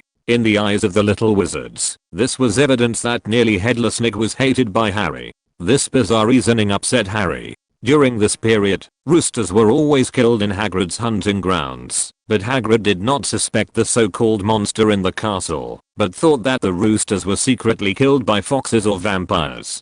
Because Justin and nearly headless Nick were both petrified, the little wizards rushed to book seats on the Hogwarts Express during the upcoming Christmas holidays. Even the little wizards who had signed the form to stay in school for the holidays changed their minds and wanted to go home for the holidays. Although Irina knew that Harry was innocent, she did not sign the form to stay in school for the holidays at Lin's request. Therefore, this Christmas, apart from the professors, there were probably only the trio of Harry, Ron and Hermione, and the trio of Malfoy, Crabbe and Goyle in Hogwarts Castle. Finally, Christmas Eve arrived, and the heavy silence like the snow on the ground enveloped the entire Hogwarts Castle. While Harry and his two friends were planning to use the Polyjuice potion to sneak into the Slytherin dormitory, Lin and Irina had already stepped off the Hogwarts Express at King's Cross Station with other little wizards who were going home for Christmas. Well, what do you want me to do? My parents are going to spend Christmas alone. If I don't stay at Hogwarts, I'm afraid I'll have nowhere to sleep. Irina looked at Lin with some curiosity. Lin had told her that he would take her out for Christmas when she signed up for the list of students who would stay at school for the holidays. When she asked Lin what was going on, Lin said that he had a surprise and wanted to keep it secret. Lin shrugged and teased, I can invite you to spend Christmas at Rowell Manor. Let me tell you, my bed is big and comfortable. Irina blushed and hit Lin's arm hard. If you have something to say, just say it, Irina said.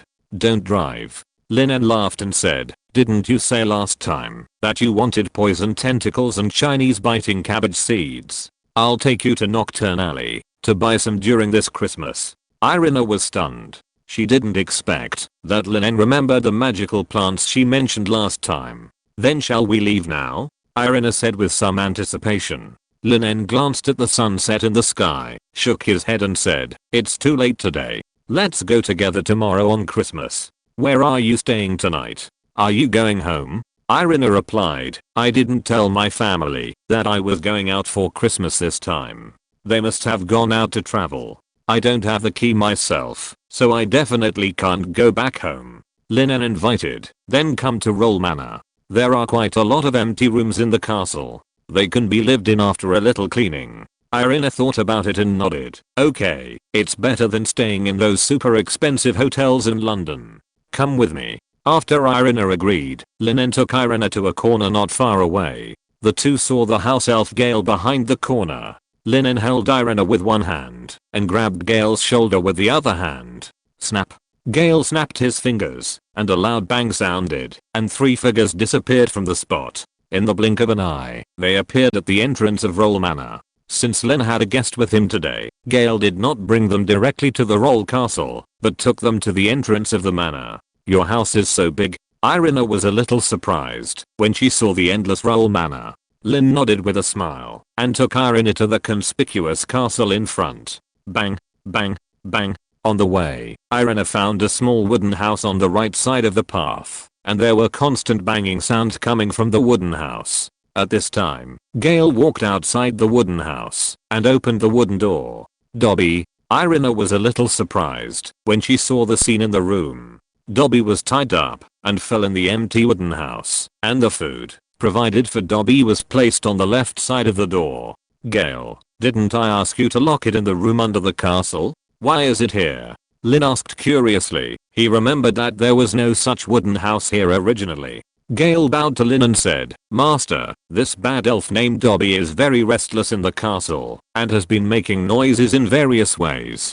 Gale was afraid that it would disturb the peace of the mistress, so he took the initiative to build a small room in the manor to accommodate it. I hope that the master will punish him. On the other side, Dobby in the room tried to break free from the rope on his body and shouted, let Dobby go. Let Dobby go. Harry Potter is in danger. Dobby has to protect Harry Potter. Lin frowned slightly and looked at Dobby coldly. Harry will be in danger only when you are here. As Lin's voice fell, a silent and wandless full body binding spell was cast, preventing Dobby from continuing to shout, and another magic power closed the door of the wooden house. Lin turned her head and looked at Gale, who was hanging his head, and comforted her. You did nothing wrong. Gale. If Dobby disturbed his mother, it would be a big mistake. As for this wooden house, we will demolish it after Dobby is released at the end of the school year. Hearing this, Gale raised his head happily and bowed to Lin gratefully. After meeting Dobby, who was tied up and brought to Roll Manor, Lin took Irina all the way to Roll Castle and opened the castle gate.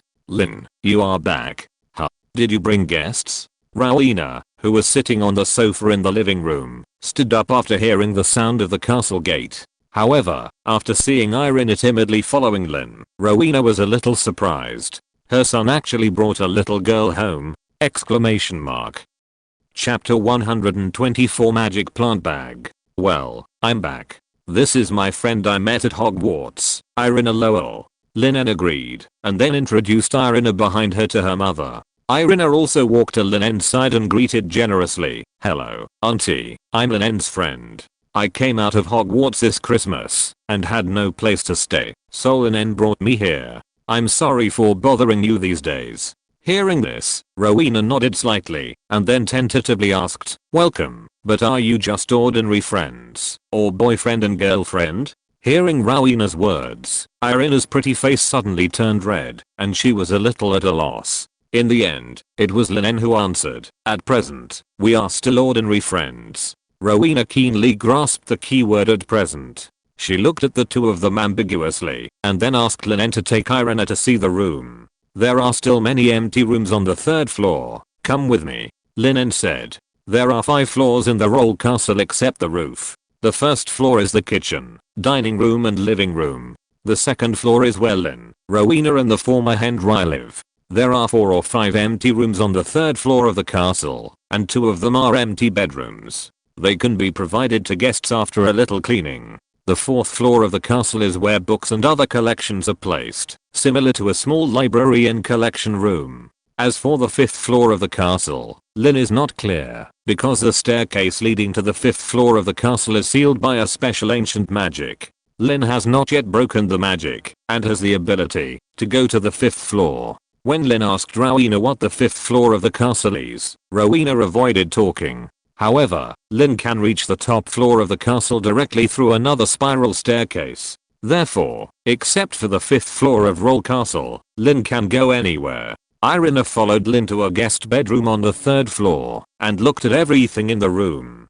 There is a warm LED light on the top of the room, which is obviously brought back by Lin from the Muggle world. The bed in the room was not big, about the same size as the bed in Irina's previous university dormitory. There was a dressing table in the northwest corner, and the west wall was filled with empty cabinets that could be used to store items. In addition, there was an independent bathroom in the room, which made Irina quite satisfied. Clean it up. Lin En waved his wand, and the room, that was originally full of dust, suddenly became very neat and beautiful, as if it was brand new. Irina was a little restrained when she first came to the castle, but after she came to the room and put down her luggage, she finally relaxed. For some reason, after seeing Lin En's mother just now, she felt inexplicably nervous. Where is the big and comfortable bed you promised? This small bed is not big either, Irina joked. Lin En raised the corner of his mouth slightly and said, this is the guest bedroom. The bed in my room is really big. Do you want to sleep with me? TSK, your abacus beads are about to jump on my face. Hey, what are you doing? Didn't you want a big bed yourself? Little Blackie, can I have a litchi? The next day, early in the morning, Irina woke up in the room that Lin En arranged for her. She looked at the Christmas gifts piled on the ground. This Christmas, Irina did not live in Hogwarts Castle, but in Lin En's house. Therefore, the owl that can automatically track the location of wizards naturally delivered her Christmas gifts to Roll Manor, and the house elf Gale thoughtfully delivered the Christmas gifts to the room. The first thing to do, after getting up on Christmas Day, is to open the gifts. Irina happily opened the gifts one by one. The Christmas gifts Irina received this year were similar to those of last year, but because of her and Lin En's deeds of defeating Voldemort's remnant last year, many little wizards she didn't know gave Irina gifts, and most of these gifts were her favorite desserts and some gadgets. However, this time Irina didn't put all the desserts away directly like last time, but sniffed them and sorted them into different categories. Some of the desserts, that Irina could smell the smell of potions, or did not match the taste of these foods would be thrown away by Irina as soon as possible.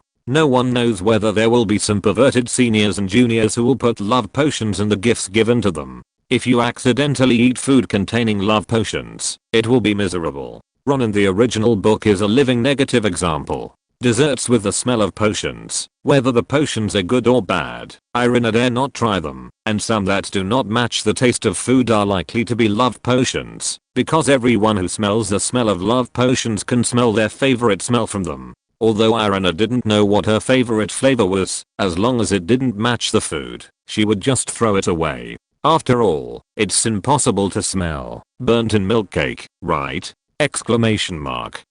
In addition to these more ordinary gifts, the Christmas gift that Lin En gave her made her feel bright. It was a magic plant bag made by alchemy. This magic plant bag looked like an ordinary shoulder bag, but from the instructions given by Lin En, Irina learned that there was an extra special space inside this magic plant bag, which could be used to grow magic plants. After the magic plants were planted in this magic plant bag, they could automatically absorb magic power and convert it into nutrients to grow, and even skip the photosynthesis stage. In other words, as long as the seeds were planted in the magic plant bag, Irina could carry these magic plants with her and take them out of the magic plant bag and throw them out directly during the battle. As for the magic plants that this magic plant bag can hold, there are about 10 plants. This magic plant bag surprised Irina very much. After opening the Christmas gifts, Irina walked out of the room and came to the restaurant on the first floor. At this time, Lin En's mother seemed to have finished breakfast and went for a walk in the manor, while Lin En was still leisurely cutting a piece of steak. "Are you here? Here, your breakfast." Seeing Irina coming down, Lin En casually pointed to the plate at the other end of the table. On the plate was a thick cut steak, 2 pieces of bread and a small salad, and next to the plate was a cup of steaming milk.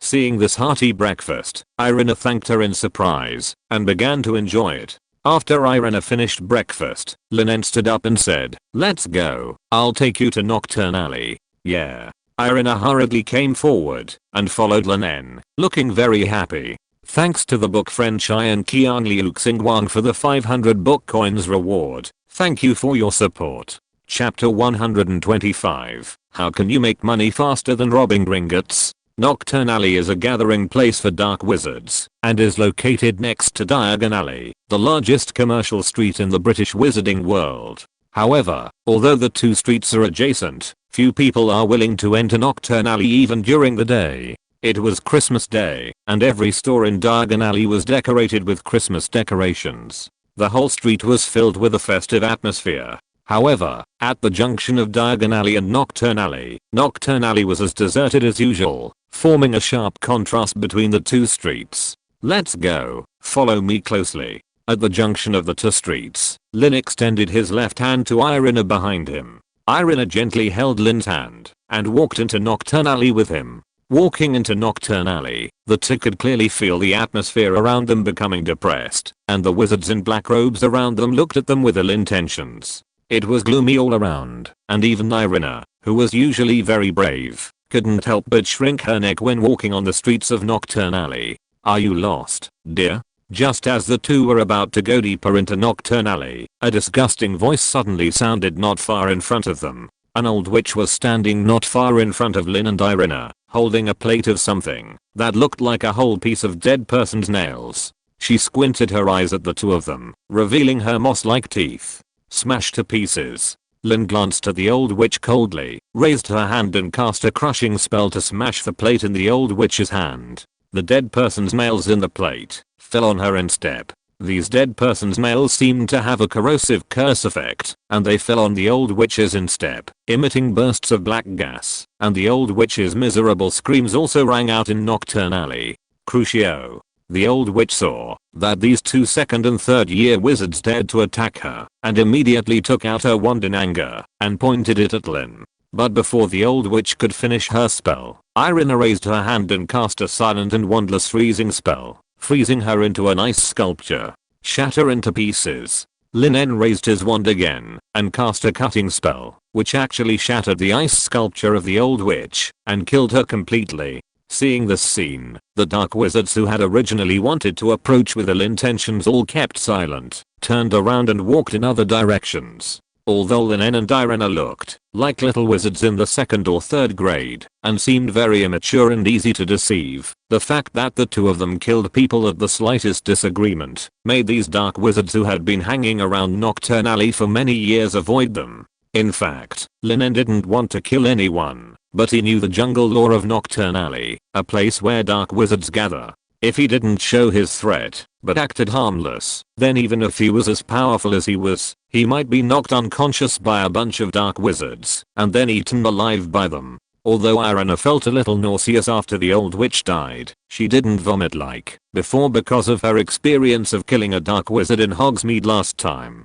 Instead, she endured the nausea and followed Lin En's footsteps. Nocturne Alley is not small, but it is not big either. Not long after walking, the two saw a shop called Magic Plants and Curses. This shop specializes in selling some dangerous magical plants that are banned by the Ministry of Magic, as well as materials for processing magical plants. This is the destination of Lin En and Irina's trip. Lin En pulled down his hood and walked into the shop first. The moment he walked into the store, his strong intuition as an alchemist made him sense the large number of attacking alchemy arrays and curse alchemy arrays arranged in the store. If someone wanted to rob this store or attack the owner of this store, the activated alchemy array would probably kill the intruder in just a moment. It seems that those who can open a store in a dark wizard gathering place like Nocturne Alley are all very capable. Lin En looked at the old wizard with scars on his face behind the counter with some surprise. 1 bag of poisonous tentacles, and 1 bag of Chinese biting cabbage seeds each. Thank you. Lin En came to the counter and said lightly, each seed bag in this store contains 10 corresponding magical plant seeds, and the words on the bag explain the type of magical plant seeds stored in the bag. Sincerely offer 50 gold galleons. The old wizard took out 2 seed bags from behind the counter and placed them in front of Lin En, saying grimly. Lin En sneered. 2 gold galleons for a seed. Why don't you rob Gringotts, old man? The old wizard also sneered and retorted, how can you make money faster by robbing Gringotts? Just tell me whether you want it or not. These are magical plants that the Ministry of Magic prohibits private cultivation. Go and ask around in Diagon Alley and Nocturne Alley to see who else dares to sell them except me. Lin En said expressionlessly. 15 gold galleons. The old wizard widened his eyes and growled, boy, this is not the way to bargain. Do I still want to make money at 15 gold galleons? 40 gold galleons, it can't be any lower. Hearing this, Lin En turned around and was about to leave. But before Lin En walked out of the shop, the old wizard stopped him and said, wait, kid, you can add more. I have to take risks when selling these forbidden magical plants, okay? Lin En looked at him sideways and said, take risks. Few people who can open a shop here take the Ministry of Magic seriously. It's just 15 gold galleons. It's up to you whether to sell it or not. After saying that, Lin En pretended to leave. In the end, the old wizard compromised. He looked at Lin En helplessly and said, okay, I'll give you a big bargain today. Lin En just sneered, put the 15 gold galleons on the counter, and then took the 2 seed bags. Unlike Hogsmeade Village, most of the shops in Nocturne Alley ripped off customers to death, so Lin En would naturally not pay without saying a word like the shops in Hogsmeade Village, but would cut the price fiercely.